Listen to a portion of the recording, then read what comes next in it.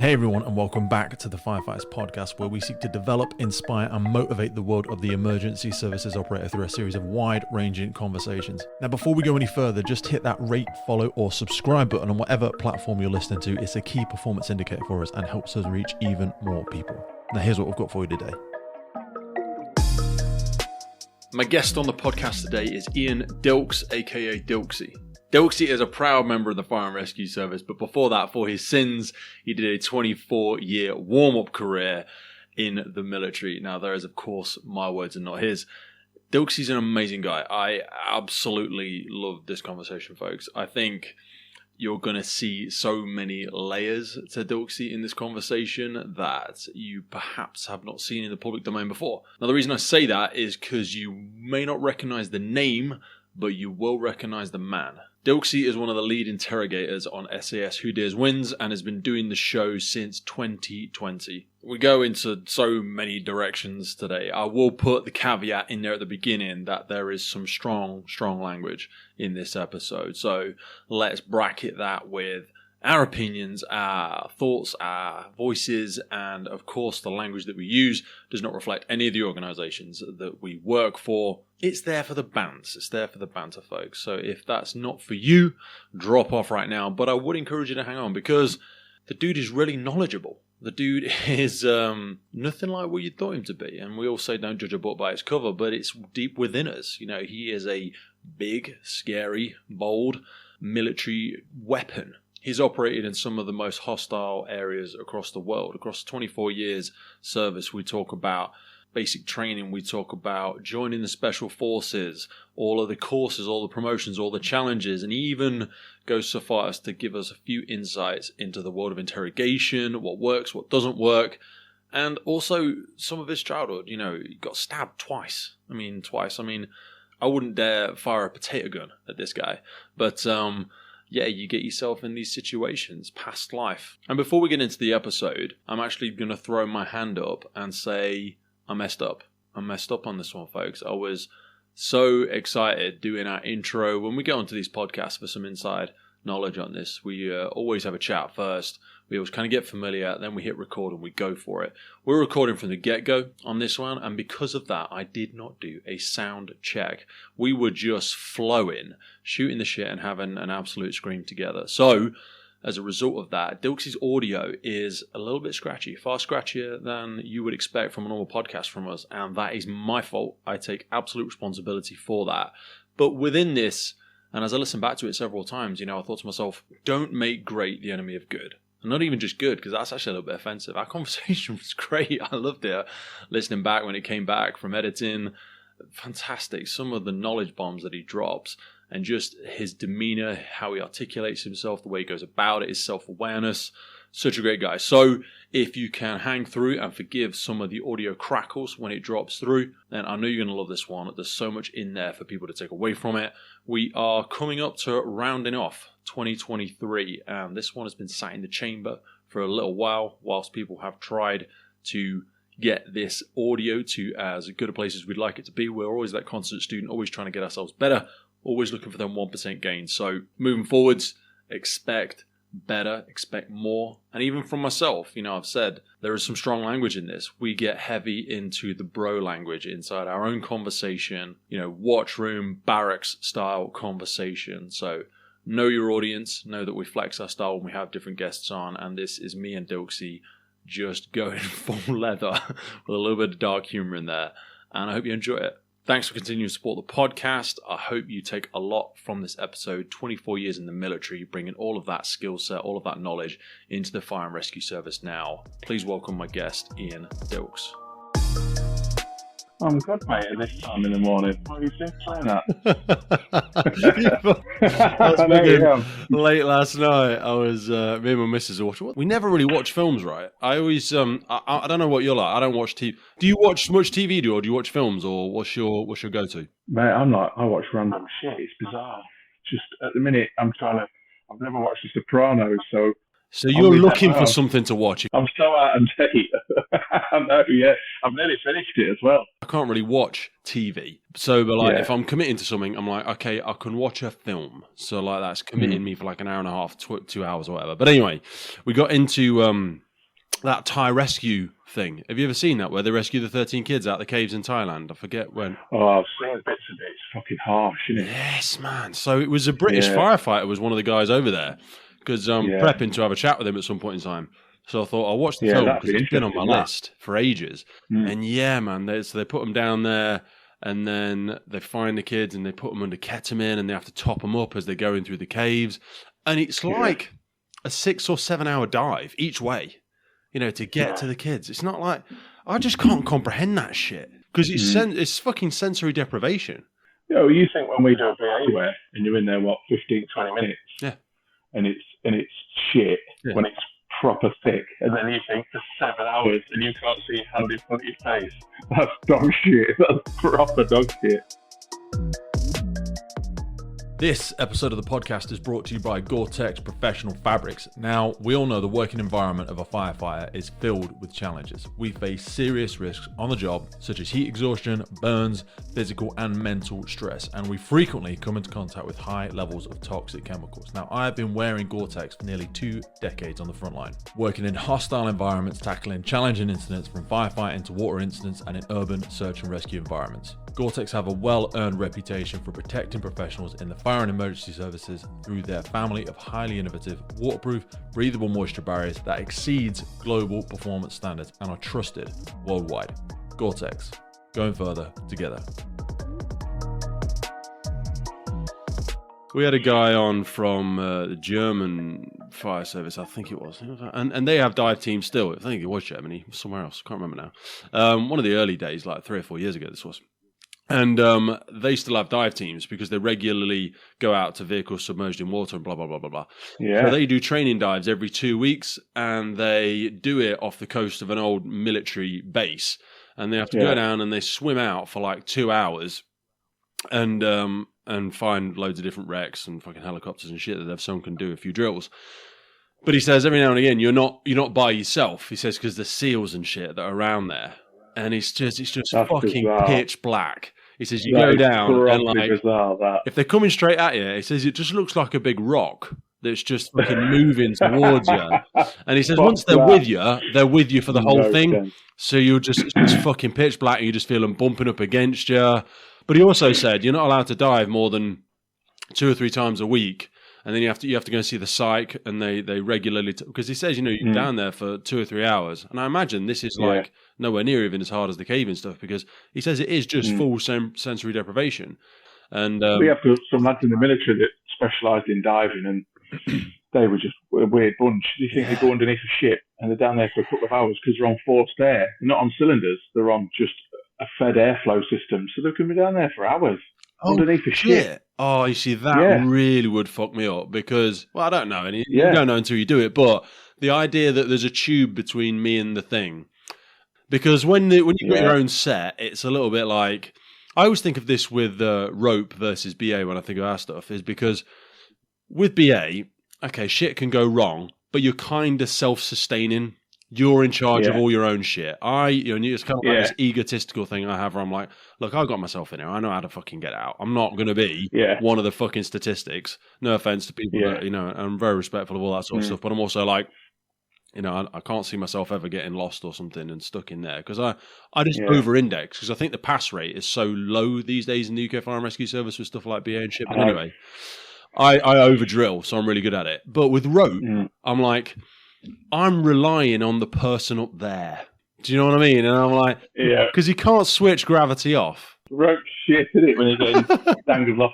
You think, some bloke's having a cardiac arrest on a crane. We're going to dangle you down to him. Oh, brilliant. With a defib. Nice one. Cheers.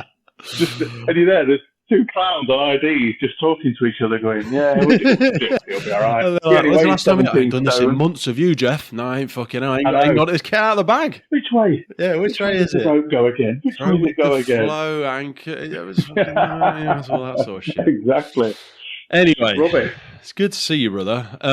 There's a million directions I want us to go in this morning, but there's loads of bits that we can go into. I know there's a few bits we can't go into. if I ask you anything, it's highly unlikely. I think it's only happened 2 or 3 times. If I've asked somebody something, you know what it's like. You've chatted with far more people than I have. You get a feel for the conversation. You're like, yeah, this is a good area to go. It's not a good area to go. But if I do ask you anything that catches you out, it's not designed to catch you out. So you just say, Pete, can't go there, or rather not go there. I'm down in London next week doing some green screen stuff, and the amount of times when, it's like we talk to camera stuff, we have to do it every year, and she'll go, it's random, isn't it, when they're sat next to the camera, and she'll go, Dilksy, can you just explain about this?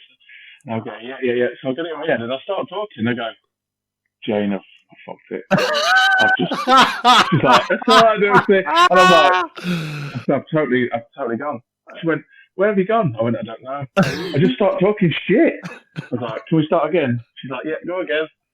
Oh, mate, the amount of times I have to do that. I think that there is a moment, isn't there, where it's a bit like, when you're falling asleep when you're driving and you slip into the little bit and then you can come back on the road and it's fine. But then you've been skirting in the fucking curb for about 7 seconds and you're about 15 words deep and you're like, this is bollocks now. I'm completely fucking lost. Because I do it on podcasting. Like I do circular speaking where you kind of buffer out for the other person because you can tell the other person's come to the end of their point and you're like, paraphrase, waffle a little bit. But then sometimes I'm too busy thinking about the next thing I want to ask. I'm like, what the fuck am I even saying? You just said about, when you fall asleep when you're driving. I did and drove into the back of the post office van on the M25. Oh, no. Yeah, that was embarrassing. Mate, early days when I was, when I first met my wife, I was an on-call firefighter. I've been an on-call firefighter for about 7 years at that point.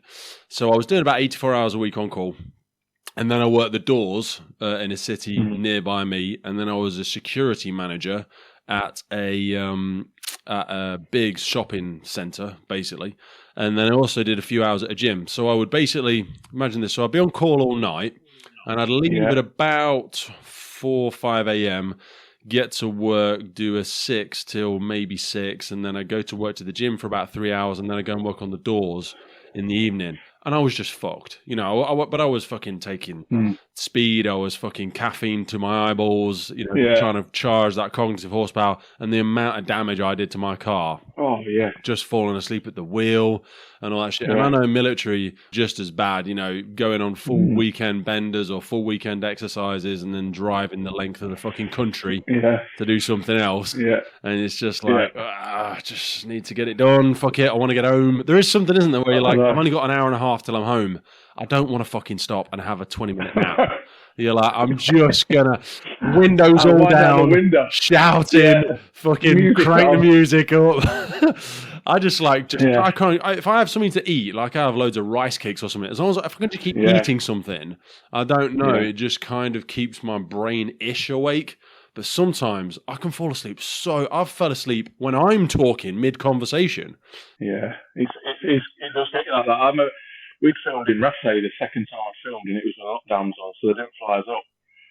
So, and production said, you can come to the rap party. And then the chillers off. They went, no, you're not invited to the rap party. So I got the fucking arse. I was throwing my tennies out. I was like, right, fucking pack my car up. About 8 o'clock at night from Rathray, drove back down to Hull. I was like, fucking got to Glasgow, and I was hanging. Just bought a load of Red Bull, had the windows open, and periodically I'd drink Red Bull and I'd just go, and I was smacking my face, I was like, you can do it. And you think, why don't I just pull over? My missus is asleep anyway. I'm not going to get home, like any realistic. You're like, you just think, I can just make it. I can do it. I'm not doing it. I've had to pull over a couple of times, and even when I pulled over, then it's like I'm so fucking angry I've pulled over. I can't fucking sleep anyway. It's like I can't just recline my seat back, and I'm sitting there, and I'm cold, and I'm annoyed, and I'm like, I just want to fucking go. Another 10 minutes, and it's almost just so I'm telling myself, another 10 minutes sleep, and then I'll go, I'm not fucking sleeping now. So I'm fucking you just laid there, you might as well crack on. Just sat there annoyed. I've never done it. I've done it once. We come back from Ibiza, and I was fucking feeling rough. I was driving back down to the regiment. I was like, I need to pull over. And I had 6 hours sleep in a McDonald's car park. That's how bad I must have been. Oh, 6 hours. And then I got a fucking parking ticket. No! I'd gone over the time. I went in, I was going to piss and something to eat. 6 hours. And then I got a parking ticket because I went over the 2 hours. Just walked up and put a parking ticket on it with you asleep inside it. Didn't think to knock on the window. Didn't think I'd knock on this fellow. He looks all right. No, wanker. Just put a ticket straight in the car. Just left him. Mate, that'd be a real time warp if you woke up 6 hours later. You'd be like, oh, man, I didn't have a clue where I was. I was like, I felt so rested. And then I was fuming because I'd seen this thing stuck to a window. Right. And I had to drive the rest of the journey back down to Ipswich, which is shit as it is, on the A14. Oh, mate. So, there's so many areas. When I was looking stuff up, I've got fucking so much stuff up in front of me that I want to talk. I want to ask you about Jamie Peacock. I want to ask you about, obviously, your service work. I saw you posted something the other day, 27 different fucking medals for a whole host of different stuff. Some stuff, I'm sure. I thought you were just a chef, is what I was told. One of the lads was telling me you were just a cook, so... Like Casey Ryback. I don't know if you managed to steal all them off. I mean, I think I've been looking on Amazon. I can get a couple of them for about $8.99 each, I think. But anyway, when did you start your career, mate? Because you must have started the military fairly soon after school-ish. Not blowing smoke up your ass, but you don't look old enough to have done something before that, because you did 24 years. No, I didn't. No. Yeah, I did 24. Yeah, it was. I was 16. I joined the 6th of September '93, so and I was 16 in April. How do you remember the date? Because it's very specific. I remember when I joined the fire service the 4th of September 17. And I remember, because it's September, it's easy to remember. Yeah, I suppose so. My brain doesn't work like that. I know roughly. I gauge it off other things, like how old my kids are or how old whatever, but I'm fucking terrible with dates. But anyway, you joined back then, 16 years of age. Yeah, I joined at 16 because I wouldn't say I had a terrible upbringing, because that would be the bollocks. And people say, I've had this upbringing and that's what made me do it. I didn't have the best upbringing. My dad, when I was a kid, was in Nick and that. I was a little shit. I was into crime and shoplifting, but nothing no other kids into. And then I thought, I need to sort something, because a few of my mates were going to Nick and going to Boston and stuff, and I thought, I need to change this. This is no good. And you can only change things yourself. And I remember my mate was on about going to the careers office, and we'd had like a talk at school. The army come in and did some recruiting, and I had long hair. I'll show you a picture and come up. I've seen some of the old pictures. Long hair down there, right? Proper long hair, and I was like, I need to sort something out. So went to the careers office just to sort of hold his hand, really. And then they said, why don't you do the fitness? And I was always fit. I was running for school at cross country. I played loads of different sports, and I was like, I did it. And they also went, we've seen something in him here. And then I did the tests and stuff, and then they offered me the sort of, so do you want to come on this weekend? So I did the weekend, and then I ended up joining. I didn't tell none of my mates I was doing it, and then I shaved my head and just went, and that was it. And then I'm from Leicester, so I kept going back to Leicester and seeing my mates, but then eventually you just end up leaving fully. Wow. That's a pretty fucking big move at such an age like that, because 16, friends are your world at that age. You know, you start to distance yourself from your folks. It's, boys for life kind of shit, and you're all, you're planning for the weekend. That's what it was like for me anyway. And you kind of build, a lot of mine was built around sport and the gym and doing different dealings of different things. And I remember when I went through recovery, I had to just cut myself off from my entire fucking tribe. But to completely rip yourself out of that location as well, moving something like the military. It was hard, How big was the level of fuck it that must have been involved? Or was it not like I hate this, I need to go? Because so many people do live a life that they're half happy with, but to actually do something about it is huge. Because I kept in touch with my mates when I could, because obviously I'm old, mobile phones didn't exist then, so we had a payphone in the block, and you had to have a queue. It was like a prison. You had to have a big queue to get to the payphone. And then if anyone heard you saying, gee, Mum, I miss you, I love you. So you're pathetic. People are like, I don't miss you, Mum. And then you'd hang up because you were getting bullied, or someone would throw like an empty bottle of water at your head. So you were pressured on the phone. So when I get leave, I remember the first 12 weeks, they basically went, right, you're asked for 12 weeks, you don't go home. And the amount of young kids, it's just a proper kick up the arse, because you think, 1 minute you're a kid living at home, your mum and dad are doing everything for you. Next thing, you get hammered, you make your bed, you get thrashed around the block, you get shouted at, you're cleaning everything. It's just a massive systematic change to life, and it's just crazy. Because I think that, I wonder if that's harder now. Do you ever go back and do any kind of training? Or I know you probably stay in touch with a lot of different people in the serving, but like that aspect of the character building, but also the personal admin side of it, just self-care, self-accountability, your ability to look after yourself. I think that's a hemorrhaging skill set. But even back then, it was, I know a lot of people, when they speak about their time joining the military, that was a real forging moment for them because it's personal admin. It's just looking after yourself and becoming an independent, self-sustaining human being is a huge shift. And I think that's such a positive thing that the military does for people, especially young men. It's massive. It's massive. You do see it. You see how people changing now. Even like, it's something you take through to later life. Even when I crossed to the fire service, which we'll talk about later, I found it, we had young lads joining at 2021. And they had no clue. And we did a 14-week residential training course. And I was on to show them how to iron, show them how to do the shoes, how to lock the layout, show them how to do the beds. Some lads didn't even know how to wash properly. And you're like, how have you got through life when, I'll just put a bit of deodorant on? I'm like, mate, you stink. You need to get in that shower. And it's just, it's bizarre how, and especially I think, not so much social media, but I think the youth now are just, everyone can blame everyone else and it's all done for me. So when you go in, you have to take accountability for yourself and you go, well, you are doing your own washing and you are doing this and you are basically self-sustaining. I think it's a great achievement, especially when you're younger, for males and females to both do it, especially now females are in the military a lot more. What do they think about with the fire service? And I wonder if it's the same with the military is my question, because I feel like they don't start from the same starting line. It takes a bigger bravery and cognitive push for a woman to get into the fire service. I've thought often it must be the same for women getting into the military. There's a little bit of, you're not going to fucking make it. You're here just because to make up the numbers. You're here to make up the quota. So they must have a big fuck you muscle that makes them want to push harder. I feel like they've got more skin in the game. I don't know if that's just... I don't know. You do. You see, you do get that because we're sort of blokes in the army. They'll join and you get that plethora of the really good, really shit, and you get a plethora of in between. Where when you get females join, they tend to be, because they push themselves that hard, they tend to be really good at what they do. There's only a couple that are pretty shit, and you don't really, they leave after a while because they don't like it. But the ones that stay tend to really fly through the ranks as well. And some people say, oh, it's because they're female. It isn't, because they've excelled.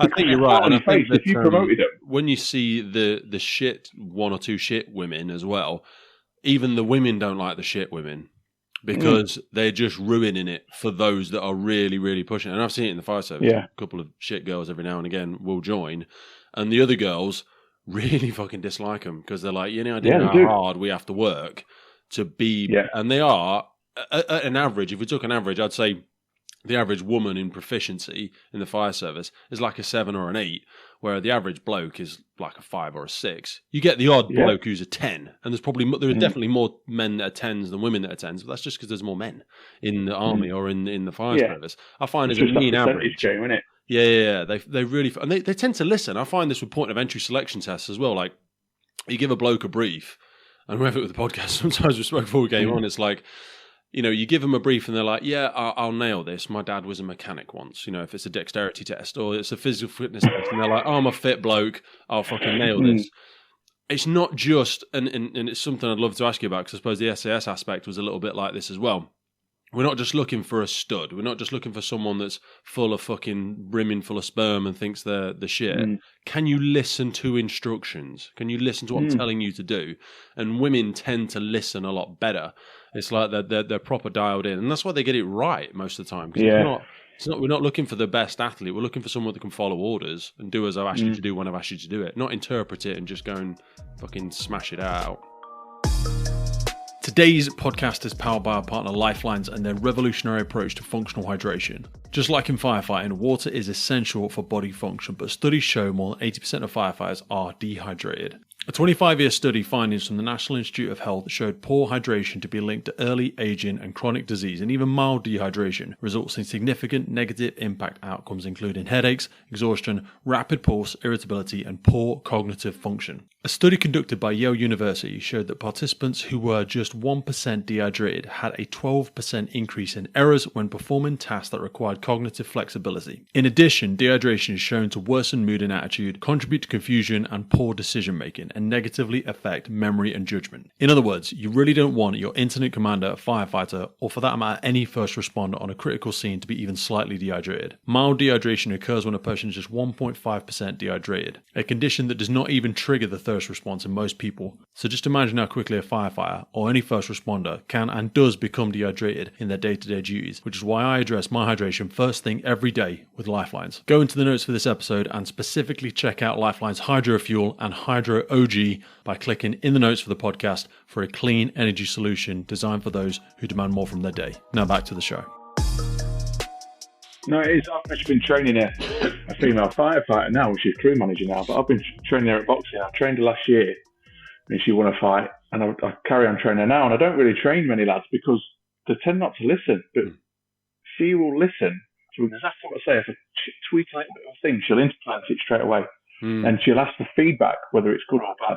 She's really good at feedback, where you know as well as I do, a lot of blokes will go, you give them a bit of feedback. Well, I'm doing that right. You're like, well, you're not. Defensive. And then they'll just go with the bad feedback, and they're just positive on the stuff they're good at. Yeah. Most well, it's really refreshing. They want you to massage their ego. They're not looking for feedback.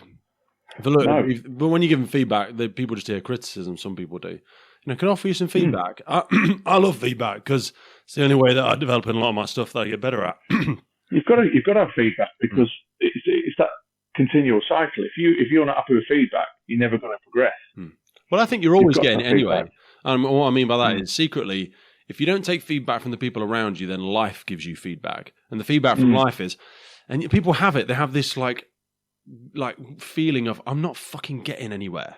Do you know what I mean? Nothing's fucking happening. Yeah. Why is Dilksy making progress? Why is he done? I'm not talking as he got promoted, but just in life. Why is he happier? Why is he happier with his partner? Why is he fitter than me? Why is he, seems to be making progress? Why is he getting these opportunities? And you say to him, hey, mate, why don't you go and speak to so-and-so? And they say, why don't you put yourself forward for that? Or, why don't you get involved with this? Why don't you join us for a run on the weekend? Or, we're doing a study session tonight.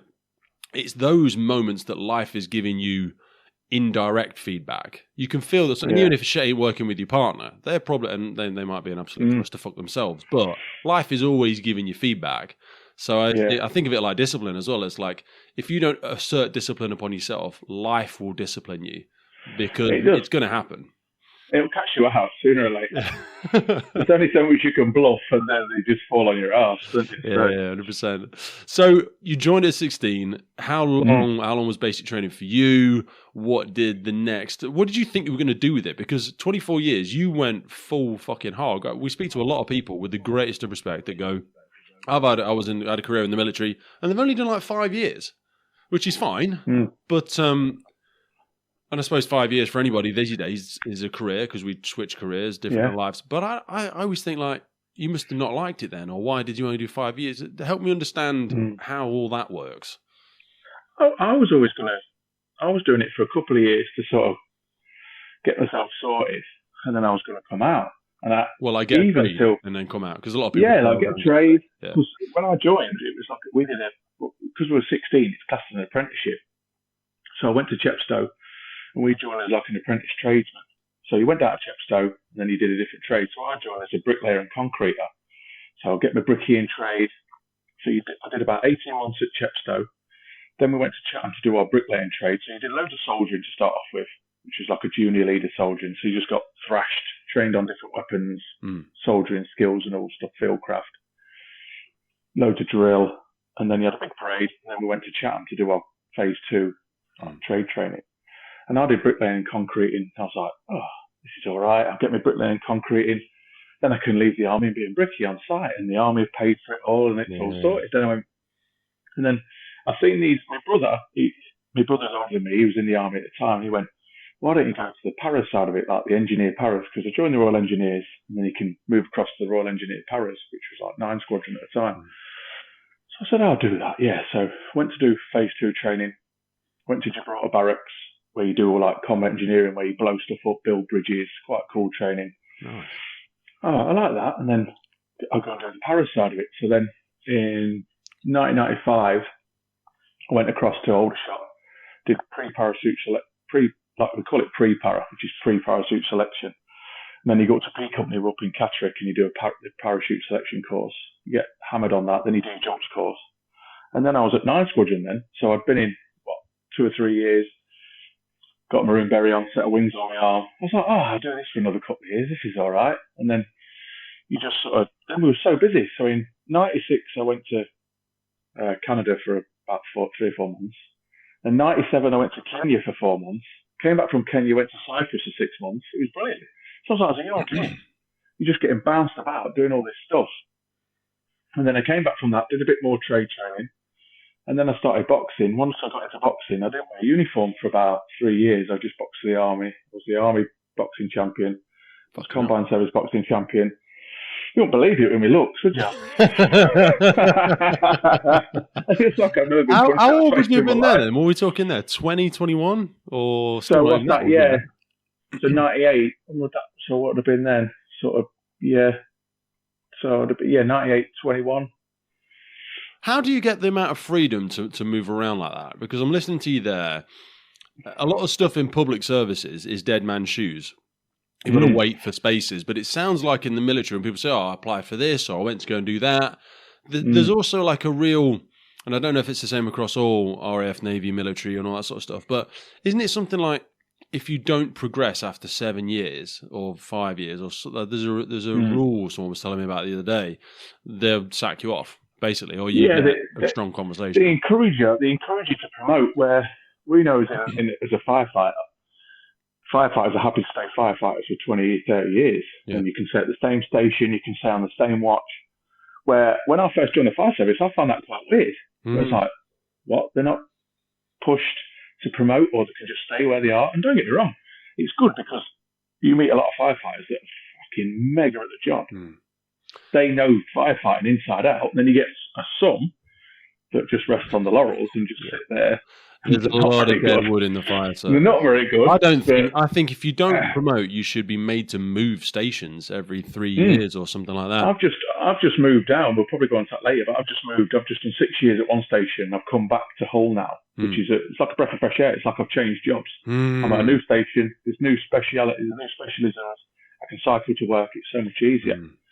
But the military side of life, you do. Once I started getting promoted, I think I first got promoted I got promoted in 99. So what would have been in then? Remember, 6 years. So I first got promoted after 6 years. Then I got promoted again in 2002. Then I got promoted again in 2007. And I got promoted again in 2011. So you've just naturally progressed. But they're really trying to encourage you. So what they'll try and do is the Army will give you a posting, you'll get a job, and you'll do it for 2 years, 2 to 3 years, and then they'll look at actively trying to post you to a different unit, a different regiment, just so you become that more rounded soldier. That's what they want you to do. 100%. So you pick up trades, you go to different units. Like I went to training regiments, I did the interrogation, which is a bizarre job. It was just all different remits and jobs, but I was lucky that I stayed with like the airborne side of life pretty much my whole career. I've just worn maroon throughout my whole career, which is quite. I just went training regiments and come back, do this, come back. I'd just move away and come back. What was the appeal for the paras versus other disciplines? Because I don't know, but from third-hand accounts, I hear there is a big us versus them and who's better and dick swinging and all this sort of stuff. As in the Marines, yeah. That's the one I'm on about. We've got because obviously the engineers is a big four, but we've got it's a regiment now, so we've got 2-3 parachute engineer regiment, and then you've got a commando regiment basically. And it used to be 5-9 commando squadron, and it was 9 parachute squadron, and we were the biggest rivals. And whenever you go on tour, if you work with the Royal Marines, you obviously always get on when you're on tour, but it's when you're at either social or you're doing an exercise. You've always got to try and beat them. You've always got to do more. And even on tour, if we take over from the Royal Marines in Afghanistan, and you look at the patrol logs, and they patrol for this amount of time, so we're going to patrol more. We're going to push out further. We're going to do this, and we're going to get more You know, like more. But if you guys and girls are working in such similar, scenarios, such similar environments, you're going on the same deployments. For people, including myself, because I'm not going to pretend to know more than I know at all. Like, what is the fundamental differences between the two roles, the two regiments? What's the skill sets difference? Why be in one versus the other? To be honest with you, there isn't a massive amount of difference because your kit and equipment's pretty much the same. Your TTPs, like your training and stuff, pretty much the same. They'll specialise more amphibious Royal Marines, where they'll go to that amphibious side. They'll work off boats, and they're part of the Navy and they're funded by the Navy. But they'll work hand in hand like that. But when it comes to when you're out on the ground, there's not that much of a difference really. No. There's just little nuances where they'll do a certain thing differently in the airborne side of life, where some airborne lads won't like me saying this if they listen to this. The Royal Marines do some things very well, where they'll think a little bit more about stuff. Where airborne, it's just hard and aggressive. Airborne all the way. I'll hit it with my head until it breaks. Yeah, we'll just smash it. Right. What's the way we can do this? How are we going to get into this compound? We'll just fucking smash through the walls and we'll raid it. Or, right, we need to do some dominating on the ground. Well, we'll just fucking go out and dominate the ground. And if anyone pops up, we'll deal with it. We'll just fuck them up. Yeah. And that's why I just love being in that regiment, because everything was right. We can do it. We'll just smash the fuck out of it. And we're going to smash the fuck out of it. Which never consider, where they like the royal side of life will go, we'll think about it a little bit more and we'll do that. But eventually it's going to come down. You end up going to try and smash the shit out of everything. Yeah. And do it that way. I do hear when because we had Rudy Reyes on probably a year or so ago now. Rudy fucking brilliant. Fucking got some stories, bless him. What fucking mate, I fucking ran every now and again. I was sat at home with my missus and my phone will just ping like a WhatsApp message. So I was just looking. It's a video from Rudy. So I thought, Sarah, come look at this. So we just open it, and you know what it's like. His phone will turn around. He's like, "Hey, brother," and he's there. He's bouncing around, and then he'll get his Mrs. Jade. Have you seen her weapon stuff? She's fucking awesome. Like, expert. She's amazing. Fucking amazing. So then she'll pop up. I don't feel all right. And then he's like, brother, I miss you, brother. We'll have to catch up soon. We're going to. He's like, he's just such a nice bloke. He's so nice. But he said about the UK soldiers as being more of a thinking soldier, which is probably something I like to encounter. And I think that's maybe an aspect of many things that we have to be, because we are smaller than probably most, and you'll know far better than me, but in terms of fighting forces, I think the fucking New York Police Department is significantly larger than I think the UK military as a standalone. I saw a ridiculous statistic like that the other day. They've probably got more guns. But yeah, we've got to load the gun, we've got to aim it, and we've got to shoot it. Versus the old analogy of the Americans is there's one person loading it, there's one person looking, there's one person shooting. You know, we have to be a bit more tactical. But there's also this aspect of like the stiff upper lip with the British soldier. So I mean, of your travels, and I'm not looking for you to slate other nations or anything like that, but what is it you think about the British military? Because we had, do you know who Chris Murray is? We had Brigadier Chris Murray, who was the head of the logistics corps as well as something else. I remember reading his bio the other day. He was in charge of something like 17% of the British Army at some point in time. But anyway, I think I heard of him on the Olympics. You know, I think he was part of G4S on the Olympics. Maybe, yeah, he's retired now. Lovely fella. But again, some of the stuff he was speaking about, he still looked in great pride about the British military, but he does worry from a position of recruitment and retention and people not serving for as long.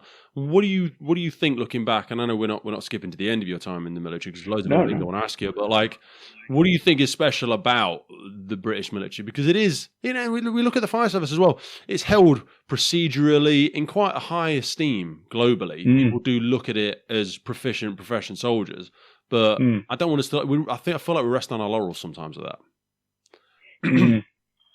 The British military is, I still love the British military. I look back on my time in the military with a massive proudness of what I did, what I achieved, what we achieved as a unit and an army. Do you know what I mean? And we did so much, and it was I was lucky to be in a time where it was so busy as well. where we was just bouncing about, where when we talk about retention and recruitment, and like when I looked at it, I sort of wanted to go away and wanted to do stuff and wanted to make a difference. Do you know what I mean? Where you see things now when there's not really that much going on. Even there is around the world, there's not for the British military. No. It's not that time, and people, young squaddies get bored. And you trying to make stuff interesting and trying to keep them in without losing it, because to learn a certain set of skills, as Liam Easton says, but then people try and poach them on City Street because they're attractive. Fucking recruiting out of the military is a fantastic... This is something Chris spoke about as well, and a few other people. They're conditioned. They actually get shit done. Do you know what I mean? I think Chris, I don't think he'd mind me saying, to be fair, Chris from SS Who Dares Wins, I think, and I don't know, I might have to edit this out, but he's stepped away from that because he's been poached by, I think, a big organisation that he's now working with, and we won't go into too much depth about that, but basically... I met him a couple of weeks ago, and he's doing really well, bless him. He said I spoke to him a couple of days ago, and he said to say hello. Yeah, he's a lovely, lovely fella. But again, he's doing people well. like that, they're so conditioned. They're good operators. They understand leadership. They understand camaraderie. They understand getting shit done as well, because so many people are armchair theoreticians. The old bullshit baffles brains. You come into these people in civilian life all the time where they talk a great talk, but they just don't seem to get shit done, and they can't work very well with people. But there's something about military individuals. That's why I think we should actively recruit more retired military into the fire service, because they've still got 10, 15 years worth of really good, useful stuff in them. I was looking at, when I joined at 40, and I thought, oh, will I get in? And I thought, I'll apply. It was the worst that can happen. And I was lucky enough I got in on my first attempt, where some people take 2 or 3 goes to get in. And I got in all right. But I think there is a massive market for people that move out of that. So when you were going through it, you said you did this bit of time, and people will know you for this with the SAS Who Dares Win stuff that you do now. Talk to me about the time you spent training with interrogation, because I was looking it up earlier, and it is a whole different... I was looking at these 5 different techniques, because I think that's where some of it comes from, because I went down this rabbit hole, obviously, before I sort of went on the show, and I'll read you a little thing I've got in front of me now. So it talks about these 5 techniques, also known as deep interrogation. Group of interrogation methods developed in the UK during the 20th century, currently regarded as a form of torture, originally developed by the British forces, 20th century conflicts, most notable applied in detainees in Northern Ireland in the Troubles. The 5 methods are prolonged wall standing, hooding, subject to noise, deprivation of sleep, and deprivation of food and drink. That sounds like the fucking model that you boys and girls operate from. Is that bullshit? Am I just reading waffle off a website? It did. It's cool. When it comes to interrogation, the old techniques they're a bit old-fashioned, really. They're a bit rudimental, a bit like agricultural, and what we've found as you develop the techniques, it's not just because on the show, harshness, aggressiveness. I'm not on there to play a good person and to portray me as a right bastard, which I totally understand. And I'll talk about later. I still get people in the street think I'm some sort of psychopath, and they'll go, "That's you on the TV." And I'm like, "Yeah." They go, it's bizarre. Yeah. Especially when you turn up on a fucking fire engine. People are like, "This guy's supposed to help me." Was at an RTC the other week? The policeman asked for a selfie. It was an RTC, and I'm trying to cut a bloke out of the car. I bet you get ribbed so much from the crew about that shit. I was like, "Can we have one? Can I have a picture later on? I've just got to try and cut this bloke out of the car, mate. He's about to go to cardiac arrest. We need to get him out, but he's in a bad way." But the interrogation, it had to develop because we used to work on the premise of you don't speak, you give 6 bits of information. It used to be like big 4, big 6. You could give number, rank, name, blood group, religion, date of birth. That was it. In conventional war fighting. Okay. But what you found out, that gets you fucking tortured. That gets you killed because you've got to do this slow release of information where you've got to build that rapport. You've got to try and stay alive. You've got to drip feed information. If there is a cover story like you see on the show, drip your cover story as long as you can, because the longer you can stay alive and be interesting, people are coming to get you out, aren't they? Fundamentally. So that's what's going to happen. The longer you can stay alive, people are actively trying to get you out quickly. And so what we've realised with extraction of information from people, if you just go in a room and start shouting and bawling at someone, the screensaver mode comes on, they just go, fuck off, I'm not telling you anything. But then that screensaver mode, bosh, I'm not telling you a thing because you're being a complete prick to me. If you go in like on processing, you start chatting to them, give them a little chat and saying, hi, are you okay? You're doing this, you're doing that. They go, huh. And you lull them into a bit of a false sense of security. Sort of, you build that rapport with your captee as well, your prisoner. And they think, oh, they're not that bad. Like you see when I was talking to Alexandra Burke and we tripped her up a little bit because we really built rapport with her. She started calling me babe and, oh, she's doing all this. And because they forget where they are. And so we worked that sleep deprivation is very good, of course. I think sleep deprivation is just one of those beautiful, simple of it. I mean, we alluded to it, chatting earlier about driving and shit like that. It's just one of the natural things your body, and yeah, we need water, yeah, we need food, and blah, blah, blah, blah, blah. But people will know this from shift work. People will know this from anything. Fucking mothers will know this. Do you know what I mean? Being up all night with your kids and all that sort of shit. It works. It is such an effective way to break a human being down so incredibly fast because your whole mind just starts playing tricks on itself. Oh, it does, yeah. Because you start hallucinating. That's only the thing with those figures on sleep deprivation. If you miss one night's sleep, your reaction will slow down by 40% straight away, and then you go into a second night's sleep, it goes up to 60%. It's huge how your brain and your cognitive process goes about things. And so you take away food, take away sleep, you take away it's like sensory deprivation. So you put gloves on them, goggles, earmuffs, and then people go into their own brain, and then that's where people don't like to be sometimes. People don't like sitting in their own brain, especially if they've got problems that are underlying.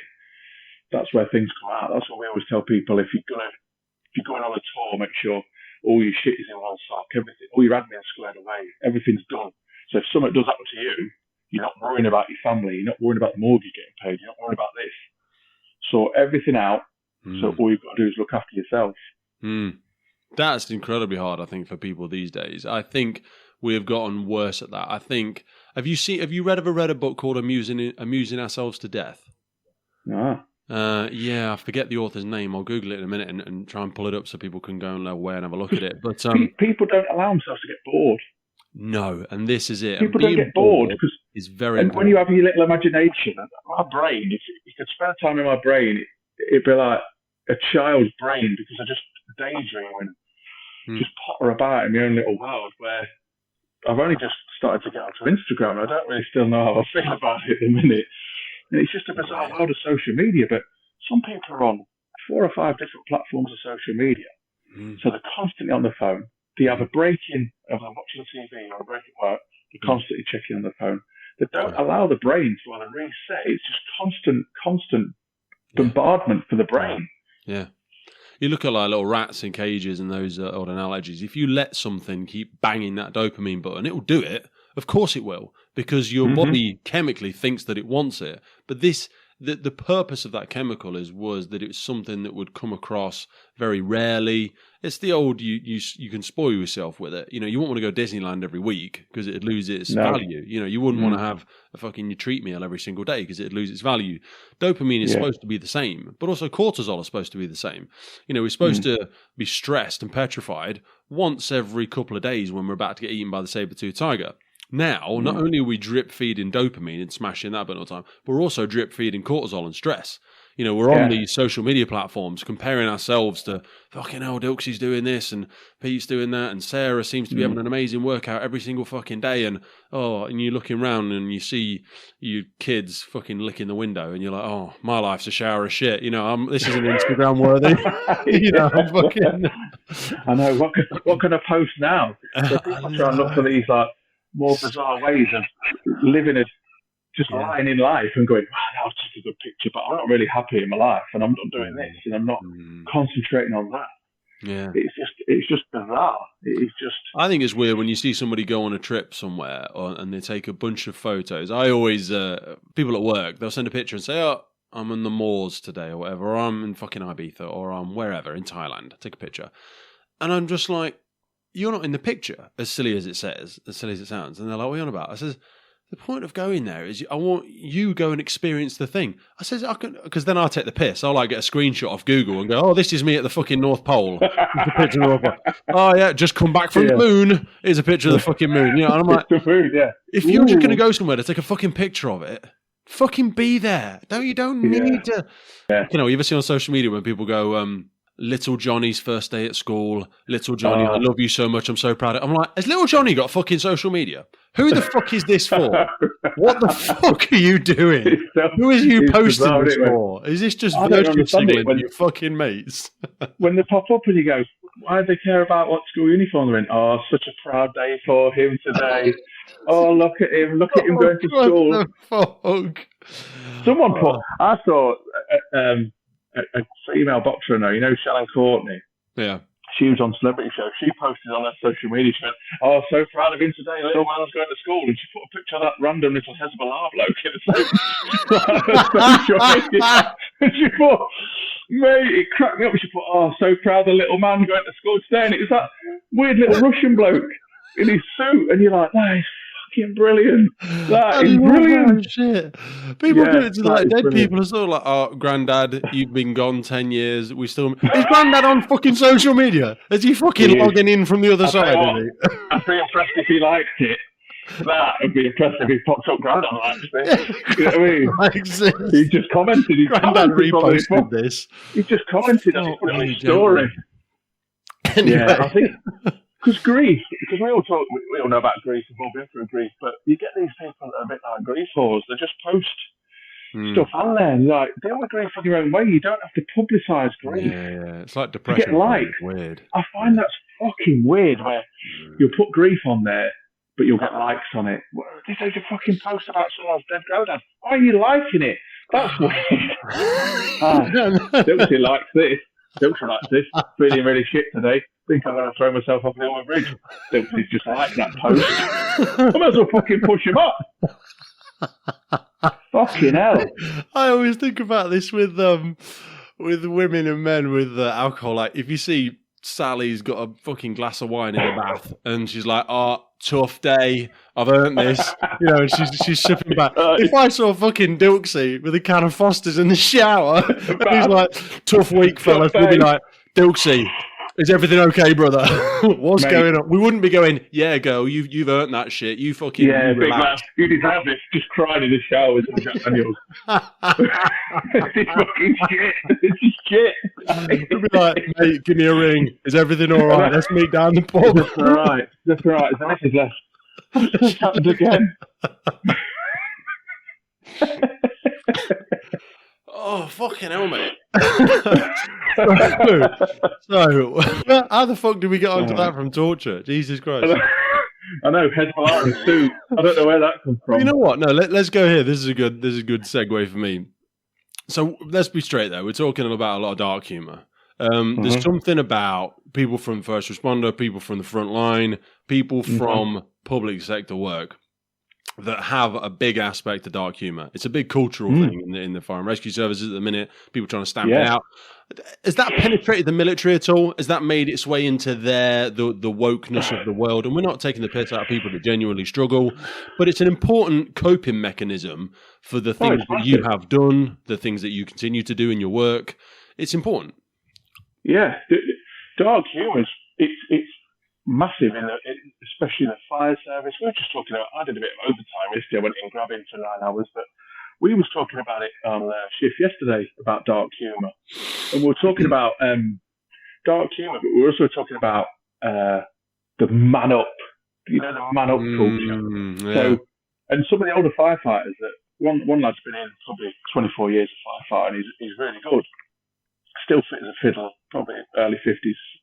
It's hammer me still running wise. But he was talking about back in the day where you go to, say, a horrific triple fatality that we're talking about, and the fire service basically just went, get back to station, have a brew, put it to the back of your mind, because that's always the best thing to do with anything like that, put it to the back of your mind, and then just go. The thing is, it's like, and this is what he said, the fire service said to him, one of the station managers, are probably well retired now, he said, if your pet rabbit died at home, I could understand if you was upset because it's your pet rabbit. If you see a rabbit squashed at the side of the road, you don't get upset because you don't know that rabbit. Think about those people as people you don't know. Fucking hell! I don't think that bloke works for the Samaritans. But that was that culture, and we had it in the army where we'd go to places, and the army embraced it a lot quicker than I think other. Well, Trim came out of the military and went into the police first, didn't it? I think. Yeah, because and the fire service deal with things a lot better now, as you've seen. I've seen it in the 6 years I've been in, where you'll have a major trauma sort of officer if you've gone to something which most of us have, and then they'll come with you next on shift. They'll come either if you get back to station say at 3 a.m, they'll come and you have a table chat, and if you individually want to go and speak to a station manager, or they'll bring a psych in as well, and you can chat to him or her. And I found it's a lot better, but I think the majority of people would rather just have a bit of a chat when you sat around having a brew. Mm-hmm. And be it a little dark humour, or you can see the brain trying to process what they've just seen, because it is bizarre, as you know, in fire service and the military. Some of the things you see, it's bizarre. It's like you've watched a film, or it's like an out-of-body experience. Do you think it's harder to contextualise it in the military? Because like we're talking about there is putting the thing in context. So for people that aren't in the services that perhaps listening, like a fire service, let's imagine road traffic collision, Dilksy's a driver, I'm the incident commander, or I'm fucking just one of the wearers. So I'm in there doing the cuts. I'm getting a different perspective on this incident than Dilksy's got. Dilksy's sat, he's watching holistically, he's seeing the whole roadway, he's getting all the messages, he's getting a bigger wide angle view, but he doesn't see inside the car, so he doesn't know what happens to the person, if they do or they don't die. Yeah, and he saw the incident commander's got a different perspective. The second crew that arrived and worked on the other vehicles got a different perspective. So when you sit down, you can connect all those dots. So you could triangulate it, and your mind can start contextualizing the trauma that you've been in. Because this is a thing, again, echoing back to the social media thing. I think the problem is trauma without context is damaging. Because when we watch fucking catastrophe porn online, and you're seeing this bloke got ran over, or this person's got beheaded, you're like, you don't. That is bad for you, but it's a different thing than what we do, because we get the opportunity. But this is what I mean in the military. I don't know if you do get the same context. Like, I know why you're there. You're deployed to the area to do the thing, but you don't. Do you get to close the loop in the same way? I think it's been more difficult as a firefighter than in the military. Okay. Yeah, because, and I'll explain why. And this is just my thoughts about it for doing both jobs, because in the military you do loads of build-up training, and 9 times out of 10 you're overseas, so you know exactly why you're going overseas. You know what's going to happen, and in your brain, when you're doing that PDR, so pre-deployment training, PDT, so you go overseas, you train for it, then you go to Afghanistan, and you sort of, once you land, say Afghanistan, Iraq, or wherever you're going, your brain then switches into gear, so you're expecting to see something. Yes. So, and then you deal with it there, and then you fly home. So again, you're breaking that. You put it in a box, and you go, that was me on deployment. Yeah. Well, what I found weird is that, like you said about an RTC, and I won't go into specifics, but 1 minute you've cycled into work, and within an hour of being at work, you have an RTC, and it's someone who's been shopping. All the shopping's all over the road. They're not in a very good way. And you think, shit, this is right on my doorstep. I'm not prepared for this sort of thing. And that's where I've sort of gone, that's bizarre for me. I've found that weird. You're changing gears so much more, aren't you? And I think about this with on-call as well. I did on-call for 10 years. Like, you're at work, fucking doing whatever in the factory or the shop that you work in. 10 minutes later, you've arrived at the station. You're out on the call. You go and do the thing.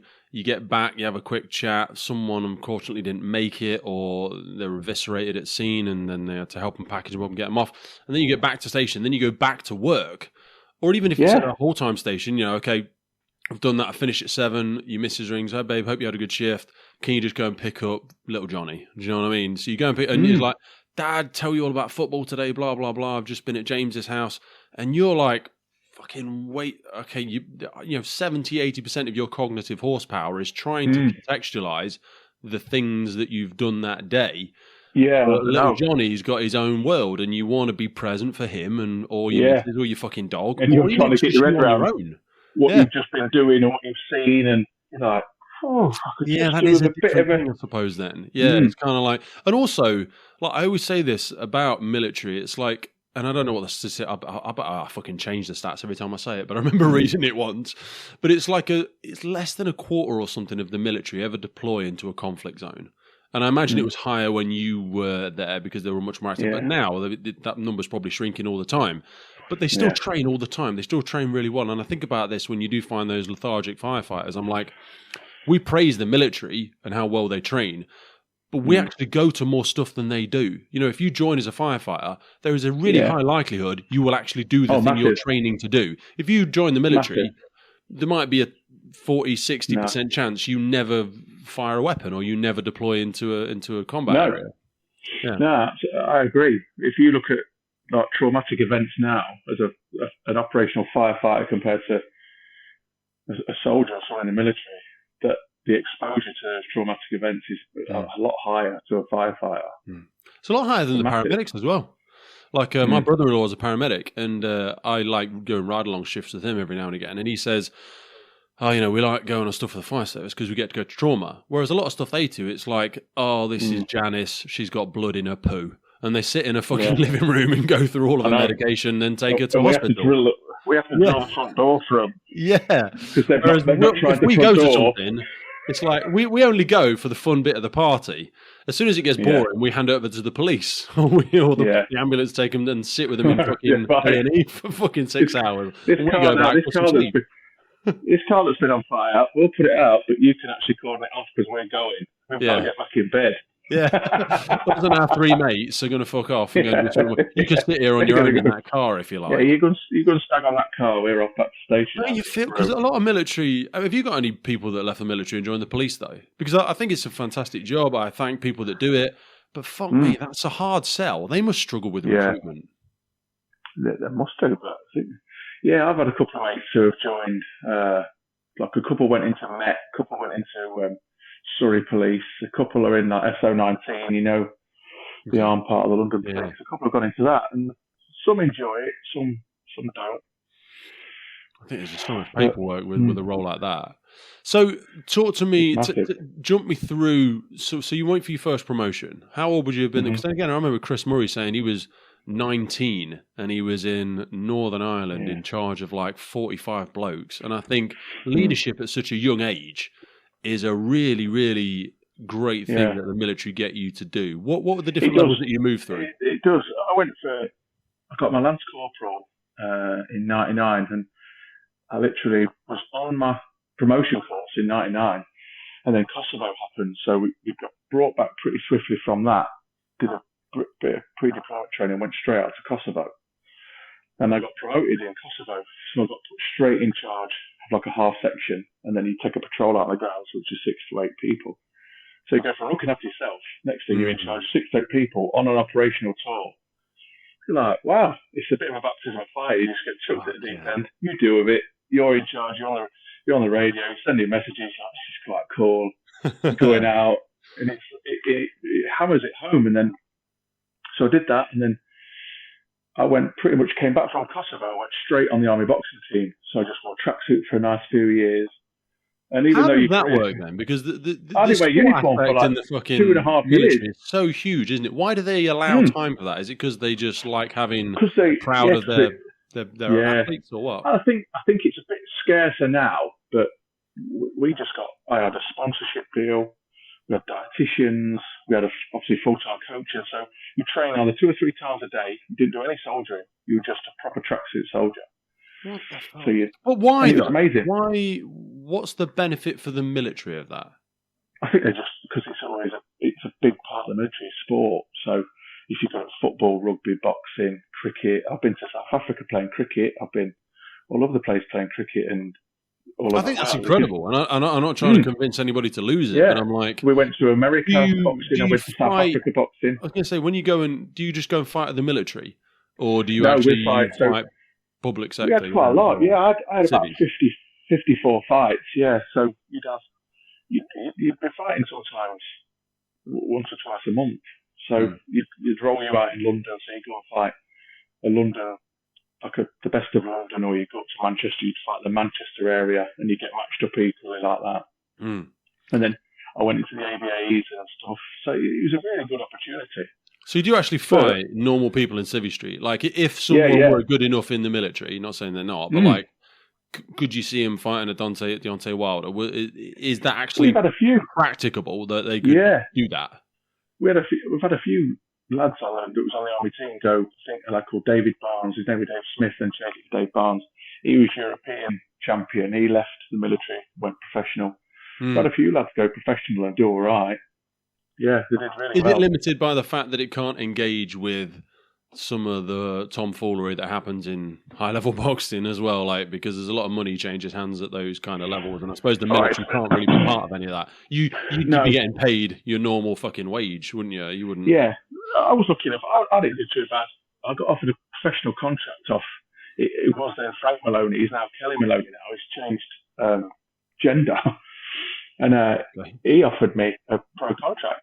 Wow. And I went down to the Peacock Gym in London. I went to have like sort of a trial, as it were. And I thought, do I want to leave the army? Because the army pays me decent money, I've got a decent career. And realistically, would I be good enough to be a pro? I'd have probably been maybe UK champion, maybe European. It massively overrated, but I thought, no, I'm never going to be that high.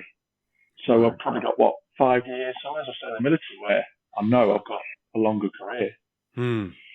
What do you think you learned from boxing? Do you still spar now? Do you train anybody? Are you still engaged in it?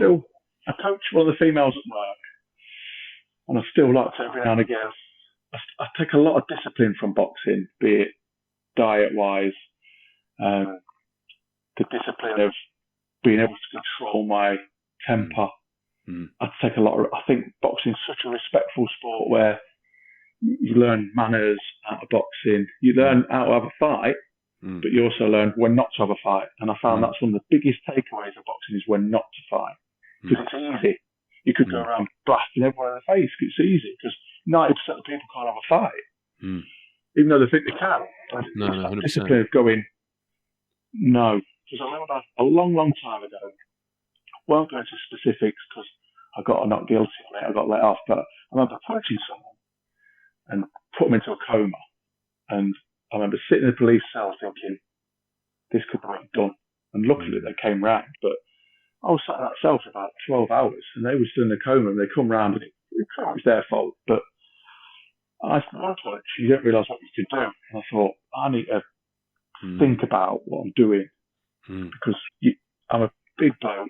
Like you, you know how to throw a punch. You know how to put all that 17 stone. Nowhere near like you. When I used to work on the doors, I did a lot of CQC, so I was all about restraint. I always thought if I could get past that 3 feet of danger space and get hold of you, then I'd be all right.